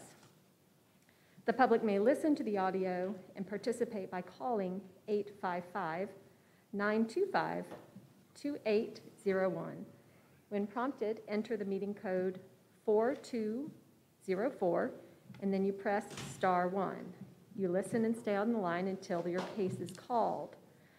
In the meantime, you may press *2 if you want to leave a voicemail, and then you can exit the call, or you can use *3 to be placed in the speaker queue to speak live. And the city staff will unmute callers during the comment period. Callers are limited to 3 minutes. If you are participating by phone, please press mute on any other devices so we do not get feedback. So that is your first case. That was the annexation comprehensive plan map amendment at Southside of All Technology right. Circle. We've seen how this works in theory. Let's see how it works in real life, okay? Is there anyone here to speak in favor of or against this? Is there anyone who's called in who might have an interest in speaking in favor of or against this matter? No, sir. Is there a motion? Moved and properly seconded. Any discussion? Seeing none, move the previous question. Clerk, call the roll. Mr. Brennan? Yes. Mr. Rickman? Mr. McDowell? Mr. Duval? Aye. Mr. Vine? Aye. Mr. Davis? Aye. Mayor Benjamin? Aye. Annexation, comprehensive plan map amendment, and zoning map amendment at 314 Hayward Street. A request to annex the property assigned a land use classification of UCMR3 and assigned a zoning classification of RD2, along with the design preservation overlay. Is there anyone here or in cyberspace who has issue with this item in favor of or against? Not on my end, no, sir. All right. Is there a motion? All right, is there a second? Second. Any discussion? We'll move the previous question. The clerk call the roll. Mr. Brennan? Yes. Mr. Rickman? Mr. McDowell? Mr. Duval? Aye. Mr. Vine? Aye. Mr. Davis? Aye. Mayor Benjamin? Aye. Thank you, ma'am. Annexation comprehensive plan map amendment and zoning map amendment for 10.6 acres on the west side of Broad River Road and 8.12 acres on the west side of Broad River Road. It's a request to annex the property assigned a land use classification of Urban Edge Mixed Residential, UEMR, Community Activity Center, AC2, and assign a zoning of general residential with a portion that's in the flood protective overlay. All right. Is there anyone here to speak in favor of or against this or online? Madam Clerk? No, sir. Is there a motion? Move. Discussion, a second. Any discussion? We'll move the previous question. Clerk, call the roll. Mr. Brennan? Yes. Mr. Rickman? Mr. McDowell? Mr. Duval? Aye. Mr. Vine? Aye. Mr. Davis? Aye. Mayor Benjamin? Aye. Annexation comprehensive plan map amendment and zoning map amendment for 409 Hampton Trace Lane. Request to annex the property, assign a land use classification of Urban Edge Residential Small Lot, and assign a zoning of single-family residential. Is there anyone here or online who's expressed interest in speaking on this matter? No, sir. Is there a motion? Moved and properly seconded. Any discussion? We'll move the previous question. Clerk, call the roll. Mr. Brennan? Yes. Mr. Rickman? Mr. McDowell? Mr. Duval? Aye. Mr. Vine? Aye. Mr. Davis? Aye. Mayor Benjamin? Aye. Annexation comprehensive plan map amendment and zoning map amendment for 7432 Broad River Road. Request to annex the property and assign a land use classification of Community Activity Corridor, AC2, and a zoning classification of C3 General Commercial. Is anyone here to speak in favor of or against this matter or online or on the phones? No, sir. All right. Is there a motion? Move. Approve. Second. Moved and properly seconded. Any discussion? Seeing none, we'll move the previous question. Clerk, call the roll. Mr. Brennan? Yes. Mr. Rickman? Aye. Mr. McDowell? Mr. Duval? Aye. Mr. Vine? Aye. Mr. Davis? Aye. Mayor Benjamin? Aye.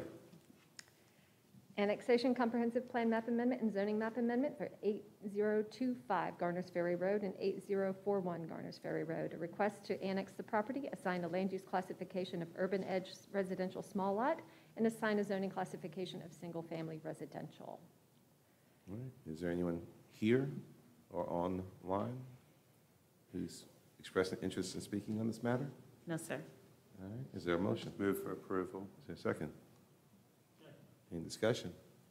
Move the previous question, clerk. Mr. Brennan? Yes. Mr. Rickaman? Aye. Mr. McDowell?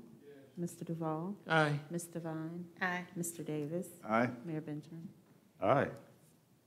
Annexation Comprehensive Plan Map Amendment and Zoning Map Amendment for 291 Harbison Boulevard. Request to annex the property, assigned a land use classification of Urban Edge Regional Activity Center and a zoning of planned unit development commercial. Is anyone here online expressing interest in speaking on this matter? No, sir. All right, is there a motion? Move approved. Is there a second? Second. Any discussion? Seeing none, with the previous question, clerk call the roll. Mr. Brennan? Yes. Mr. Rickaman? Aye. Mr. McDowell? Mr. Duval? Aye. Ms. Devine? Aye. Mr. Davis? Aye. Mayor Benjamin? Aye.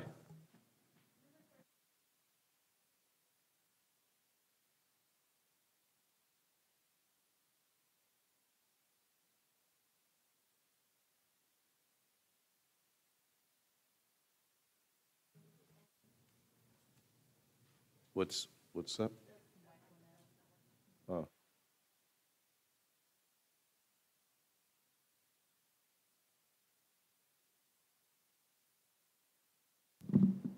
There we go. Thank you very much.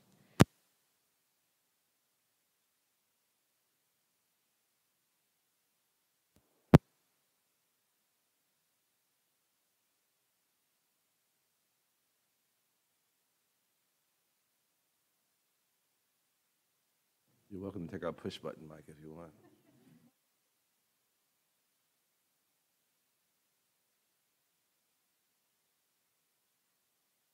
You're on a roll too, Krista. It's flowing. It's flowing.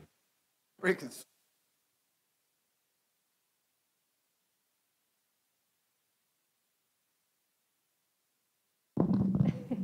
You're wonderful, thank you. All right. If it pleases council, we can take 35 and 36 together as it pertains to the same property. It would be a comprehensive plan, future land use map amendment, and a zoning map amendment for 8.8 acre portion of south side of Leesburg Road. Confirm the classification of urban edge residential small lot and a zoning of single family. Please.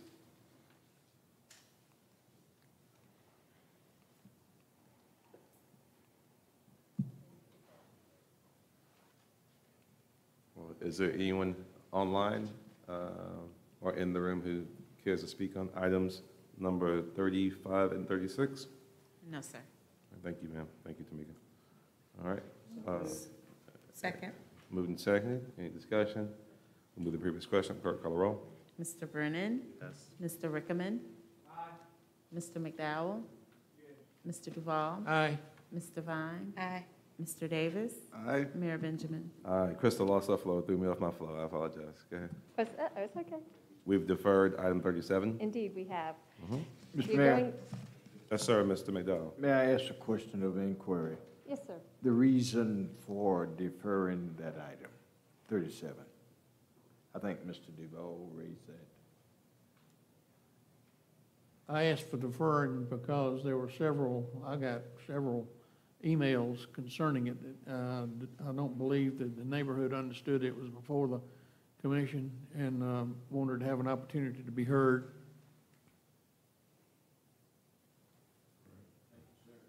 Thank you. Item 38.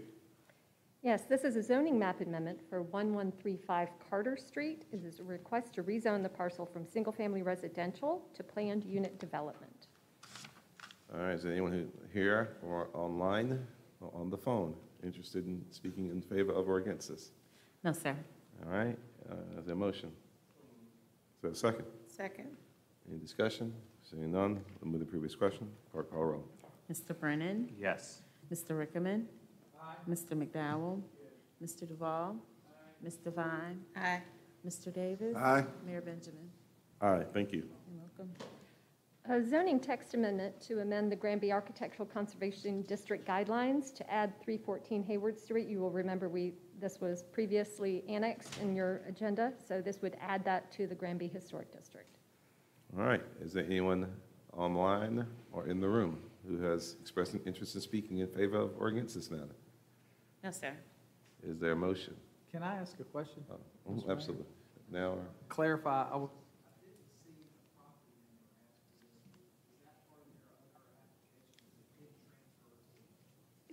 It was on the annexation application. Yeah, and it's an existing structure as well. It's actually PMC is one of their redevelopments. all right. Is there a motion? Move approval. Is there a second? Second. Any discussion? Any further discussion? We'll move to the previous question. Mr. Brennan? Yes. Mr. Rickaman? aye. Mr. McDowell? Mr. Duval? Aye. Ms. Devine? Aye. Mr. Davis? Aye. Mayor Benjamin? Aye, ma'am. We are now requesting revisions to the not yet effective zoning maps for the Unified Development Ordinance. You will remember in March, we came to you with several revisions that were based on input from the public as well as parcels that the staff reviewed. At that time, too, I think you heard from folks. There was a gentleman in Rochelle Heights. We heard from several folks in the South Rosewood neighborhood as well as Shandon. And those were also incorporated into these changes that we're bringing to you that, again, will not be effective until August 30th, but we had assured those individuals that they would be changed prior to that effective date. These are the same ones over on Dreer. So I would be happy to go through these quickly. The zoo, we needed to rezone part of that area that wasn't part of the institutional zoning. Rosewood, what this is a tiny little flag of that church property that enters into the neighborhood that was residential that got caught up with the Rosewood Church, but it was always residential. A neighbor brought that to our attention. These two parcels here on Holly Street from office and institutional to CAC, the property owners here identified that the uses were consistent with the CAC, and we're going to have a fun time getting used to these new letters. Barnwell Street, this was inadvertently rezoned to residential, so we're taking it back to a commercial. That's Community Activity Center. St. Philip Street, a parcel was rezoned previously to commercial, so we are taking that out of the residential into that mixed use as you all had already approved previously. Fairfield Road, another inadvertent zoning classification change, taking that back out of residential. Montague, another change, but the other way around. It went from residential to commercial, taking that back. These are the parcels over near Hand Middle School that we had quite a few discussions with the Shandon Neighborhood Council about, and also taking the actual Hand to single family. There was concern about it being multifamily, that if it were ever not to be a school. On Duncan Street, this parcel had also been rezoned, and we were reflecting that change here. Over in the Melrose Heights on Devereaux, back behind Dreer, these, I think you all heard quite a bit about this. We are making the changes as requested, taking this back to single family. It was not intended to be multifamily. Similarly, Butler, Bratton Street, single family. South Walker Street, we heard from these property owners of taking this to the two-family. This is right off of Rosewood. Hibiscus Street, this is in the South Kilburn neighborhood. The zoning, the density here reflects better what the lot size is.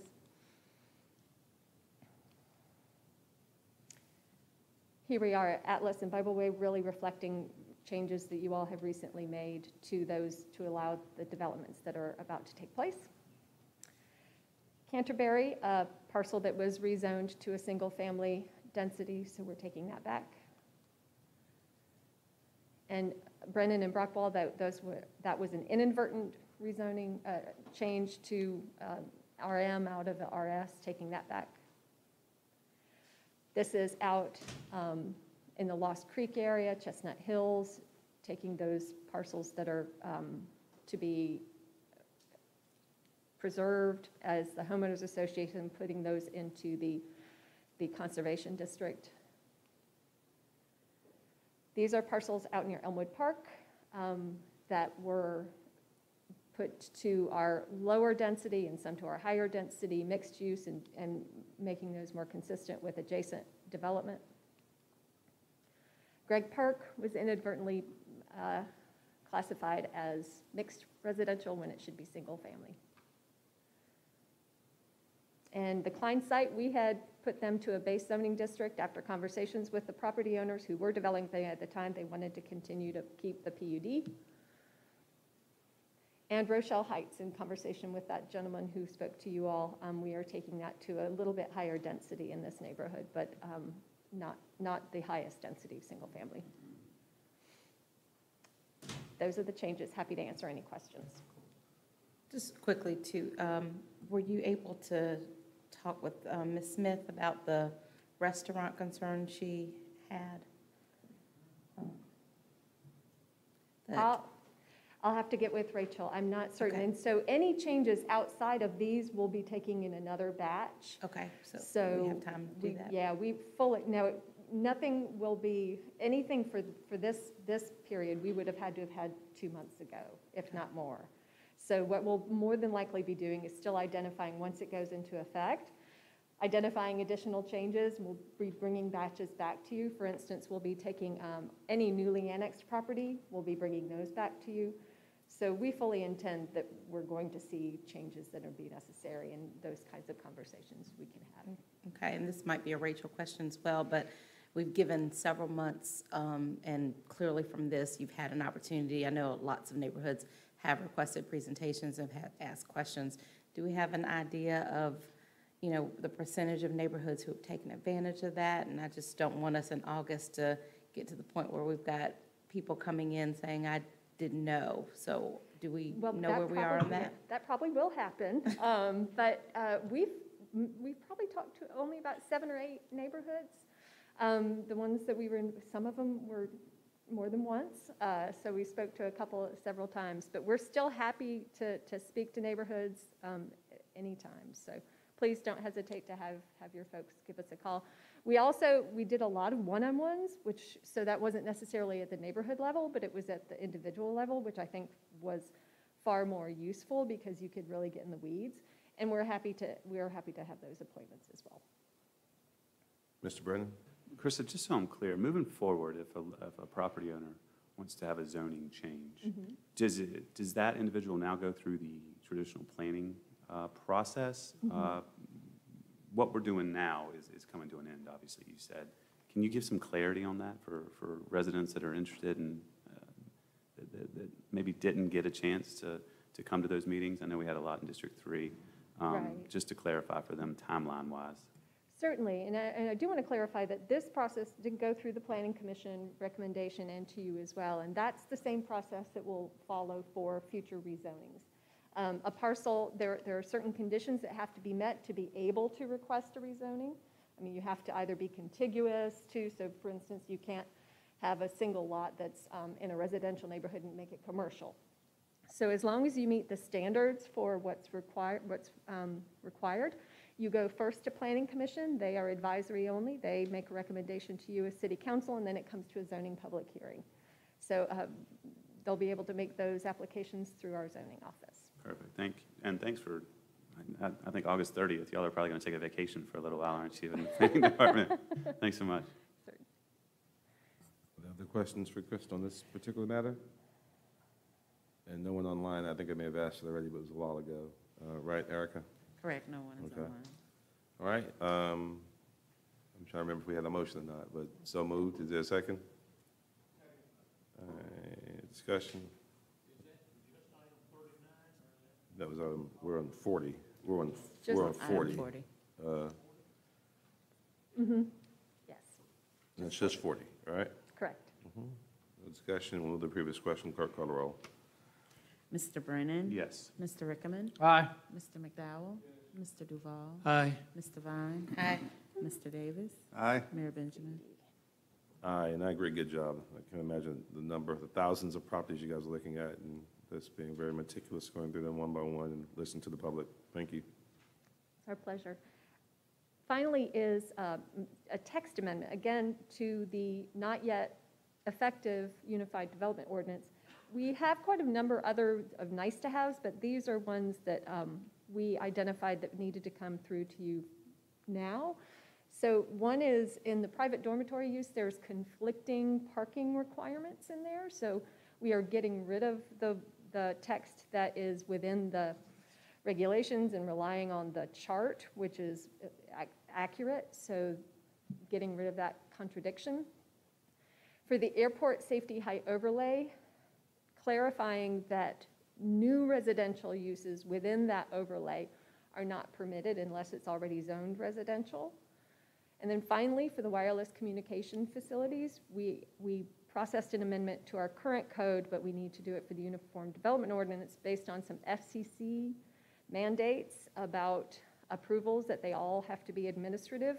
We had some special exception requirements for some of these small cells, so we are required to eliminate those so that we are in compliance. And we are continuing to review those regulations to ensure we're in compliance with the state statute. We believe we are. There may be just a few tweaks. It's great. We've always led in the space, and thank you. Has anyone signed up to speak in favor of or against this? All right. Is there a motion? So moved.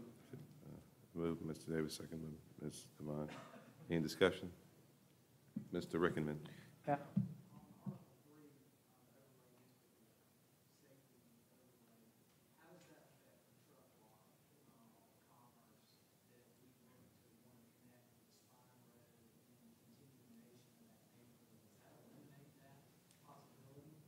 Residential would not be permitted on that lot, but any of the other uses would be.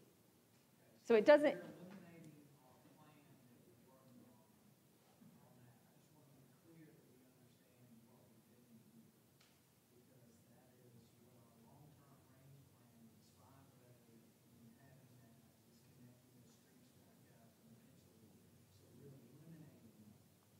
We.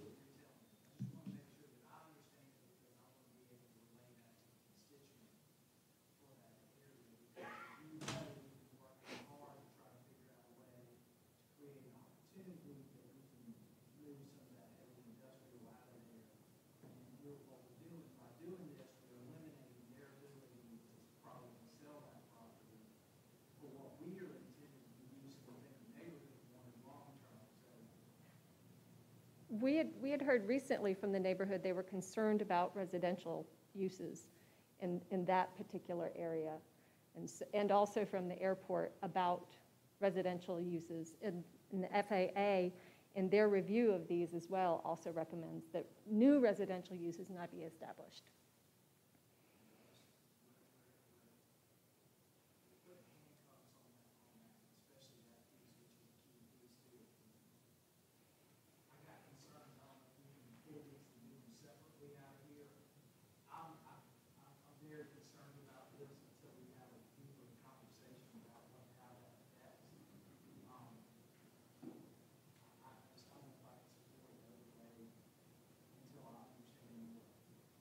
Understood.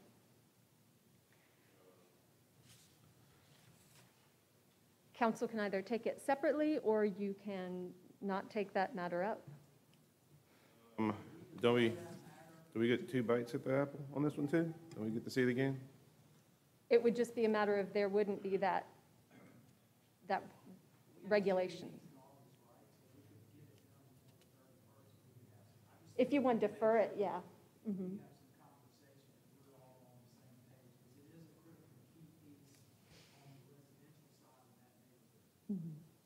I would support deferring that, Councilman Rickman. Is there a deadline to be in compliance with FCC requirements? Well, if we could hold the vote on both of these until the next meeting at least, or the August meeting, yeah, prior to the August 30th. Mm-hmm. Yeah, we're fine because it's not until August 30th, so we're fine. All right. Okay. All right, so we'll expect to see this again.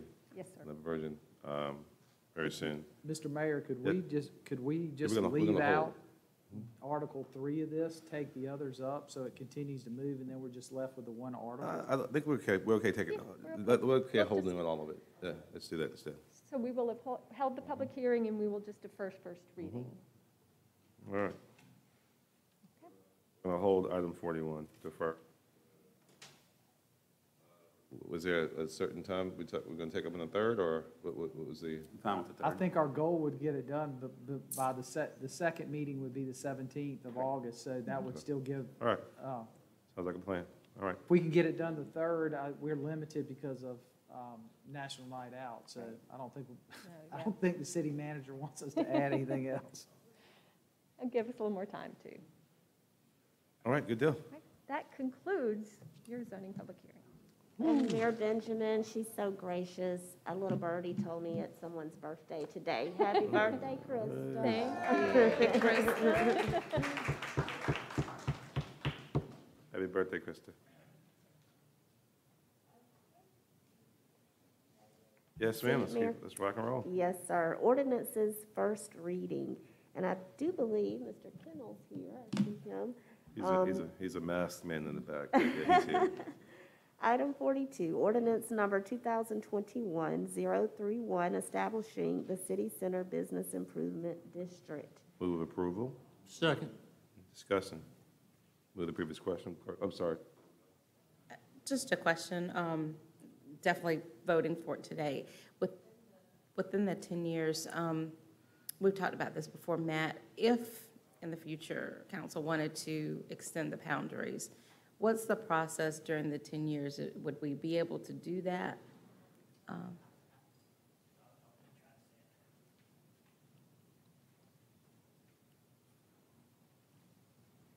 Thank you, Councilwoman Devine.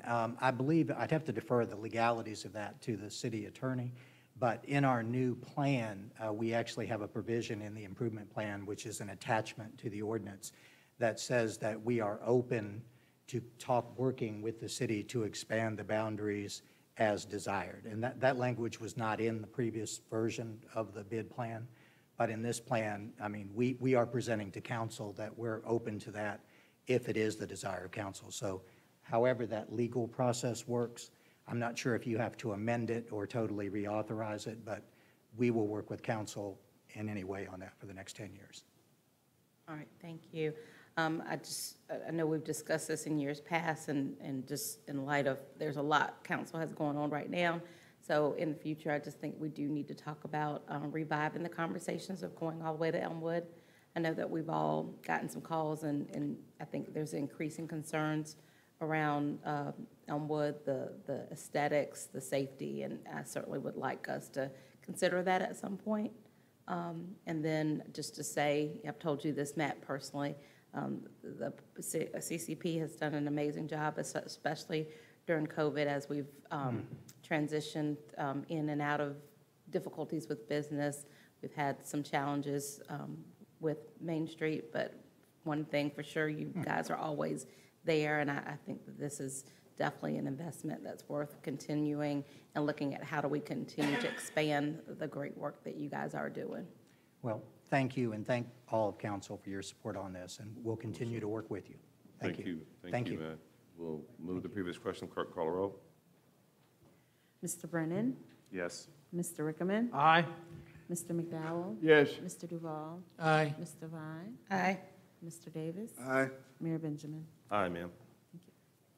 Item 43, ordinance number 2021-049, granting an encroachment to the South Carolina Department of Transportation for the use of the right-of-way area of the 900 block of College Street So for moved. the installation. Is there a second? Second. Any discussion? We'll move the previous question. Clerk, call a roll. Mr. Brennan? Yes. Mr. Rickman? Aye. Mr. McDowell? Mr. Duval? Aye. Mr. Vine? Aye. Mr. Davis? Aye. And Mayor Benjamin? I want to sound rude. I'm trying to save the city manager's vocal cords if I can. I vote aye. Thank you. Item 44, ordinance number 2021-064, authorizing the city manager to execute amendment number 7 to amended and restated agreement of sale and purchase between the City of Columbia and Baker Real Estate Developers, LLC, for the sale of parcel A containing approximately 27,664 square feet or 0.64 acre, and parcel B containing approximately I move 25. approval. Move. Any discussion? Move the previous question. Clerk call the roll. Mr. Brennan? Yes. Mr. Rickerman? Aye. Mr. McDowell? Mr. Duval? Aye. Ms. Devine? Aye. Mr. Davis? Aye. Mayor Benjamin? Aye. Item 45, ordinance number 2021-065, authorizing the city manager to execute a 15th Amendment to purchase agreement between the City of Columbia and Bright Myers 2001 LLC. So moved. Is there a second? Any discussion? I'm just curious if What? this is a Guinness Book World of Records of extensions on a purchase agreement. I'm just curious if we win a No, door this is- prize or anything. I know this is an important piece of the puzzle, so, move in the right direction. I fully support it. But it may indeed be a record, Daniel, yes. We'll move the previous question. Clerk call the roll. Mr. Brennan? Yes. Mr. Rickerman? Aye. Mr. McDowell? Yes. Mr. Duval? Ms. Devine? Aye. Mr. Davis? Aye. Mayor Benjamin? Aye. Moving into a period of resolutions, item 46 is resolution number R 2021-071, certifying 3 building sites as abandoned buildings pursuant to the South Carolina Abandoned Buildings Revitalization Act, Title 12, Chapter 67, Section. Is there a motion? So moved. 1215 Shop Road. Is there a second? Second. Any discussion? Move the previous question. Clerk call the roll. Mr. Brennan? Yes. Mr. Rickerman? Aye. Mr. McDowell? Mr. Duval? Aye. Ms. Devine? Aye. Mr. Davis? Aye. Mayor Benjamin? Aye. Item 47, resolution number R 2021-074, authorizing the city manager to execute a right of entry agreement between South Carolina Telecommunications Group Holdings LLC, otherwise known as SEGRA, and the City of Columbia for installation of telecommunications equipment within the building and along the property located at 1601 Assembly Street. Move approval. Second. Second. Move the previous question. Clerk call the roll. Mr. Brennan? Yes. Mr. Rickerman? Aye. Mr. McDowell? Yes. Mr. Duval? Aye. Ms. Devine? Aye. Mr. Davis? Aye. Mayor Benjamin? Aye. 48, resolution number R 2021-076, authorizing acceptance and dedication of streets known as a portion of Peyton Road and Garner Springs Court located in Pennington Place, Phase 1, and the remaining portion of Peyton Road, Trice Court, and Magnolia Springs Court located in Pennington Place, Is there a motion? Phase 2. Yes. Amen. It's finally happened. Second. Any discussion? We'll move the previous question. Clerk call the roll. Mr. Brennan? Yes. Mr. Rickerman? Aye.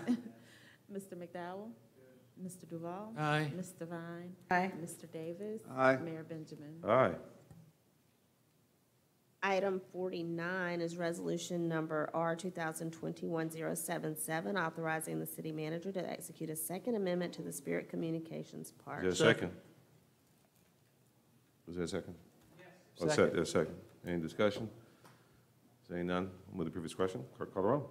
Mr. Brennan? Yes. Mr. Rickerman? Yes, and Miss- get extra money. Mr. McDowell? Mr. Duval? Aye. Ms. Devine? Aye. Mr. Davis? Aye. Mayor Benjamin? I love riding by the park, seeing all those cranes, baby. Keep it going. Event resolutions, safety plans that adhere to these events are still in place and being followed and approved by the Columbia Police Department in line with the CDC and DHEC regulations. Item 50 is resolution number R 2021-023, authorizing consumption of beer and wine beverages only at the South Carolina Pride Festival Move 2021. approval. Is there a Can- second? Can we Second. possibly take all of them together since they're all events? Is that- Sometimes they say no, sometimes they say yes. Can we take them together? I believe so. I think so. Yes, sir. If Erica says yes, I hear. Erica I hear- says yes. I hear. Yes. She's back in Gen Pop. I can't hear her back there, so, okay. All right, so it was 50, 51, 52, 53, and 54? Please. All right, all right. So Again- moved. All right. All right, and second, Move the previous question. Clerk call the roll. Mr. Brennan? Yes. Mr. Rickman? Aye. Mr. McDowell? Mr. Duval? Aye. Ms. Devine? Aye. Mr. Davis? Aye. Mayor Benjamin? Aye. So the Palmetto Peanut Boil fundraiser is happening too. All right. All right, let's do it. Aye. Public input. Yes, sir, Mayor Benjamin, if you would please inquire or open for public input on the closing of a street. This is just public input on the closing and transfer of a portion of Benson Road between Garner's Ferry Road and Birddale Drive. No further action will be taken at this time. Do we have anyone online in this hybrid meeting or in the room who is interested in sharing their opinion on item R 2021-75? No, sir, not at this time. All right, thank you. Is Ashley up? I think this, okay. All right. Moving into a period of appointments, Ms. Wood is available to assist. She chuckles. I'm not. I don't think she's used to it either. I'm not. It's like, wait, that's me. We do have, for the record, Ashley, the Climate Protection Action Committee, Columbia Prepares Advisory Committee, and the Food Policy Committee. Yes, ma'am. Okay, CPAC. Yes, sir. There are a total of, there's one voting vacancy, and there are also non-voting vacancies and 4 applicants. Did we get a recommendation from Dr. Z? I know she was out of town today, but I didn't get an email, and I think. I didn't No. either. I know I talked with Mary Pat prior, previous week and then the day before, agenda review, and she provided the current list of their, appointees that they had on board, but I did not get a recommendation. It's good to have people interested. I can reach out to. We still got to dig a lot deeper to get some more geographic distribution Yeah. on CPAC. Okay, yes, sir. I know Robert Gadea was one of the people that they had mentioned in one of the applications that they forwarded. He think he's in her department. Mr. Davis? No, I just need to get a recommendation to you. I did not know that the person that was serving apparently resigned. Yes, sir, I think they've had some changes recently. They've had a lot of fluctuations. Okay. A lot of changes. Yes, sir, yes, sir. Any other thoughts or input of council on CPAC? Off. I would like to maybe help with the recruitment. There's a lot of folks who are interested, but I'm not sure they pay attention to the applications when they're available. So if we could maybe hold it till August. Yeah. And one change that, that's been happening we've been publicizing them beyond the press releases to our extended network and then also with SC Women Lead. And so there've been a peak in interest since we've been advertising or publishing with them, so. So we're going to hold on CPAC, leave applications open, rely on all of you to help us give a bit more geographic representation represented in the applicants. And if we're not able to get that, we'll move forward with those who've offered for service. All right. Next up is Food Policy Committee. We do have a list of recommendations from the Food Policy Committee first. And then they have currently have 11 vacancies, and they had 19 applications.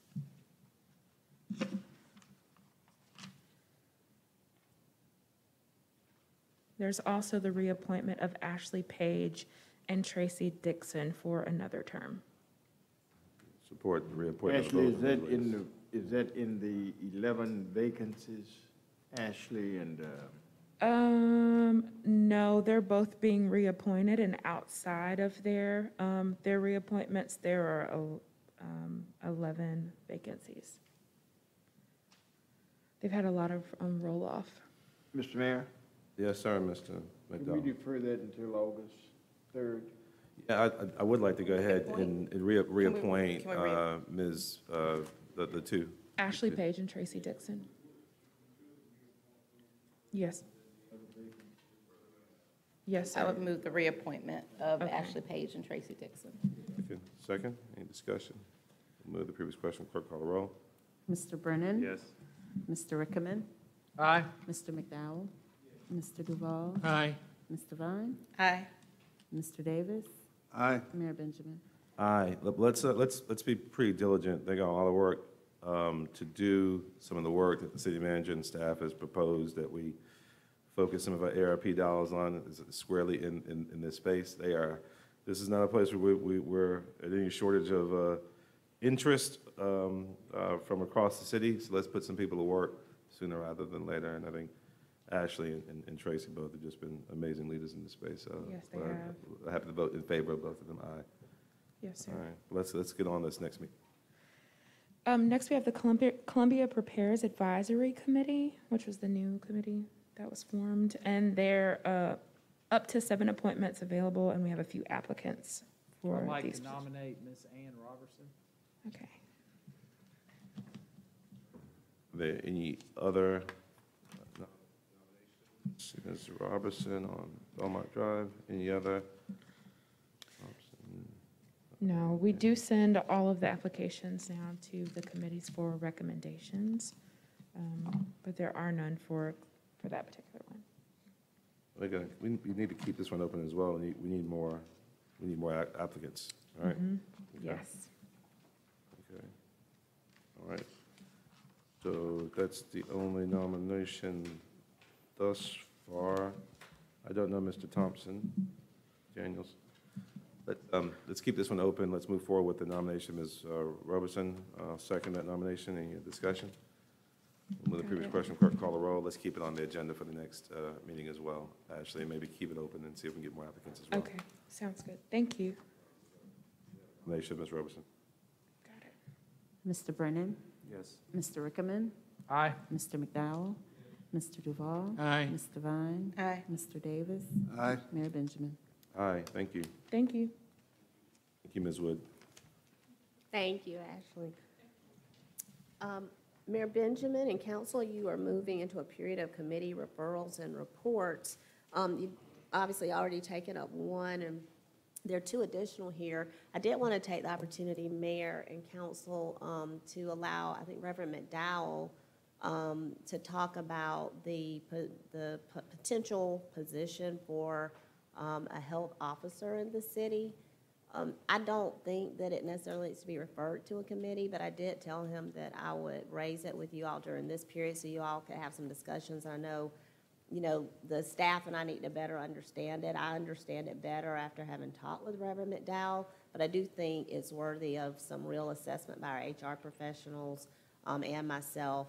As I told Reverend McDowell, we want to, look and see if the role that some other agencies play that we partner with those roles need to be factored into the position, although he did describe several things that are very specific to citywide interests, and particularly regarding some health disparities. So I wanted to give him that opportunity, and I think he wanted to make sure he was raising the issue with all of you, so we're all on the same page if we do move forward with even just reviewing the position as it's been proposed.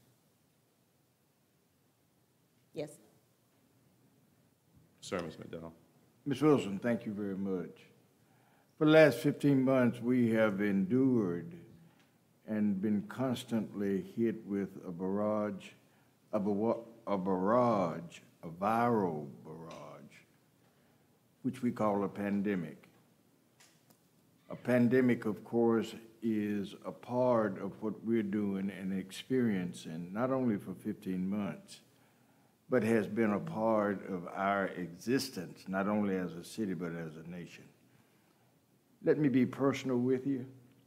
I think that there are pandemics that are not being articulated. There is a diabetic pandemic. There is a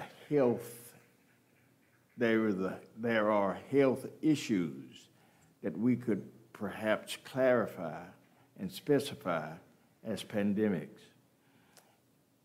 In the zip code area of 29203, 29203 has experienced statewide the highest number of amputees in this city of ours and this state of ours. Why is it an interest for me? Simply because I'm an amputee. And I seem to think that there are persons who's been stricken with this disease, who's sitting in a cave, in a wheelchair, on a walker, and the resources are not there to help them experience the miracle of walking. Please know that there are hard issues and hard issues that have evaded the presence of each one of us who's sitting in this place. So it's not just a viral pandemic, but it's a health issue for our city, and particularly for area code 29203. I've worked with persons who are amputees. I've seen them struggle to walk. I've seen them struggle to just fit in. This particular position gives us an opportunity with the necessary resources to say to persons who are in crisis, we need your help. We need your help. So this is personal for me. Some of you already know that I am an amputee. And the best compliment I can get from any of you is to say, man, it doesn't look like you. It doesn't look like it. But just think the number of persons that doesn't have the resources, to get out of that wheelchair or to turn that walker loose. That doesn't even sound right, does it? To turn that walker loose and to take those crutches and put them against the wall and walk independently. It is very needful for a person. This is not to take anybody else's place, but it gives us an opportunity to expand our scope in helping our folk, particularly folk in our city, adjust to some of these calamities. I am very fortunate to have persons who support what I do. They support the whole notion of the miracle of walking.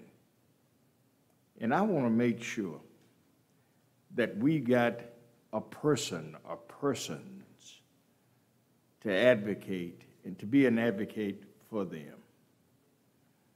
So I wanted to make sure, Ms. Wilson, that we were on the right sheet of paper and that this was not something individually done, but a collective, collaborative effort to help folk, not only with amputees, but persons who are stricken with hard issues, with cancer.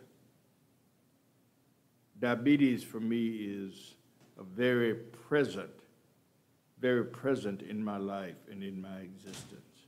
So please, I wanted to make sure my colleagues understood where we were going and where I want to go with this particular emphasis. Thank you, ma'am. Thank you. Any other discussion? So I assume since we're not having any, there's no need for a committee discussion around the resolution. We're going to move forward with the resolution at another meeting. Is that what I'm understanding? Yep, Ms. Wilson. I'm sorry, Mr. Mayor. Oh, no, I'm done. I'm sure that there's a voluminous amount of data that is available for persons who are in those situations. What we'd like to do is, of course, allow persons to help us pull together that kind of data before a decision or something is brought to the floor. Mr. Mayor, I think what Reverend McDowell was asking of me was to review, I mean, I knew probably as much as all of you knew about it until I had more conversations with him, and he went more in depth about, why he has the interest in the position. And so what I asked of him was to share what he just shared with you all, so all of you would be on the same page about it. And if there is a consensus for us, meaning myself, Pam, and Denise, from an HR perspective, to look at what's been proposed a little more deeply and bring back to you all some information, the data, and I think, Reverend McDowell, you have the first proposal, which was in the form of a resolution. I don't think y'all are at the point to take up that. I think that you probably need more information based on what he's saying, what he's looking for, and being that it's more of a personnel matter that's being proposed. I was just suggesting that you all give us the time to do a little more analysis on it, that's all. Okay, all right, thank you. Yes, sir. Thank you very much. Thank Yes, you. sir. All right, item 59? Yes, sir, Mr. Mayor. Duval. Several months ago, the council discussed the recommendations that came out of Amplify Columbia about having a local arts agency designated for the city of Columbia for the purpose of looking for grants. I think that was turned over to the city manager, and because there are 3 different methods proposed by Amplify Columbia, all of them having different budgetary requirements from the city, city manager has asked that we refer this to the Arts and Historic Preservation Committee to study the 3 different methods and to work with One Columbia to see if we can come up with a firm proposal that we can bring back to council. And I'd like to refer this matter to the Arts and Historic Preservation Committee. All right, is there a second? Second. Discussion? Second. Move the previous question, clerk call the roll. Mr. Brennan? Yes. Mr. Rickaman? Mr. McDowell? Mr. Duval? Aye. Ms. Devine? Aye. Mr. Davis? Aye. Mayor Benjamin? Aye. 16, Ms. Devine? Yes, sir. Mayor, members of City Council, the way our policies currently read, all meetings that are official meetings, even including our committees like the Affordable Housing Task Force, CPAC, and others, are not allowed to meet remotely. And the Affordable Housing Task Force has been meeting under the emergency. We have, because of and this wouldn't be just for us, but because of what we do, we would like the Administrative Policy Committee to review all of our policies, particularly the one about remote meeting, to allow us, our subcommittees and our task force to meet remotely if it's more efficient.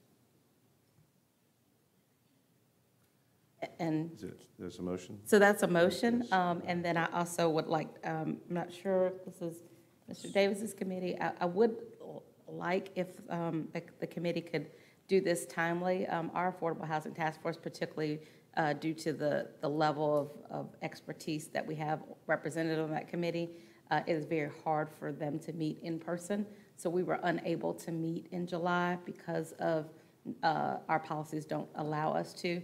So we are pretty much suspended until we're able to discuss meeting remotely. So this is somewhat timely.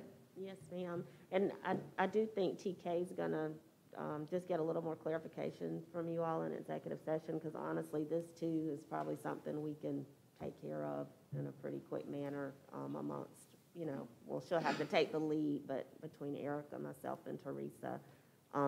And it may not need to go in committee, but I think you all can go ahead and refer it, and then we'll try to expedite it. Yeah, I Clarify. agree with that recommendation. Yep. And if I could clarify for the committee, I think this one might be a pretty easy fix, but I do think that what we have learned over the last 15 months is there are certain things within our policies that may need to be updated to allow us more efficient delivery of service, getting business done. So the referral to the committee is overall policies, but certainly I think Ms. Hammond has already started looking at some of them, but certainly the remote meeting attendance is timely. It certainly allows for some greater efficiencies at times, certainly.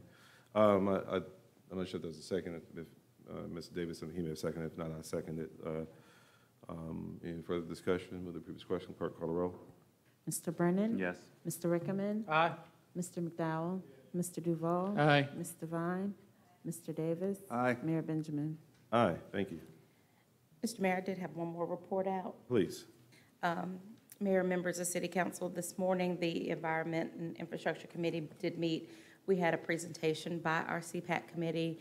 We have asked that they give us quarterly updates on the work that they're doing, and particularly this morning, they shared with us the report that they had a consultant do on Ready for 100 and our pledge that the city made to be energy efficient by 2036. We do have some recommendations. We'll make sure that council has that report so that we all can read it. But they also asked that we look at coming up with some metrics on where we're going. So they're going to be working with staff, particularly on an ordinance to bring forward to council, as well as some metrics that we can look at to review quarterly. So we will get that to all members of City Council, but it was a very productive meeting, and CPAC is moving very expeditiously to identify opportunities for us to meet our energy efficient goals by 2036. All right.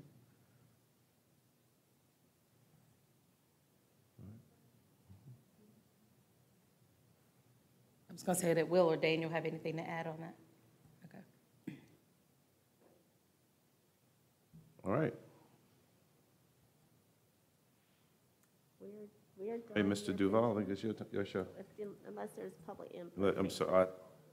Thank you. By the practice, lady just gave me this. Mr. James Page, I think most of the folks who signed up were here to speak on short-term rental items, a couple of zoning amendments.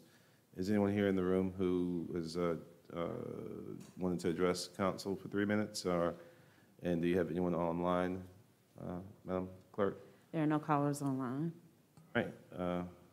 Seeing none, is there a motion?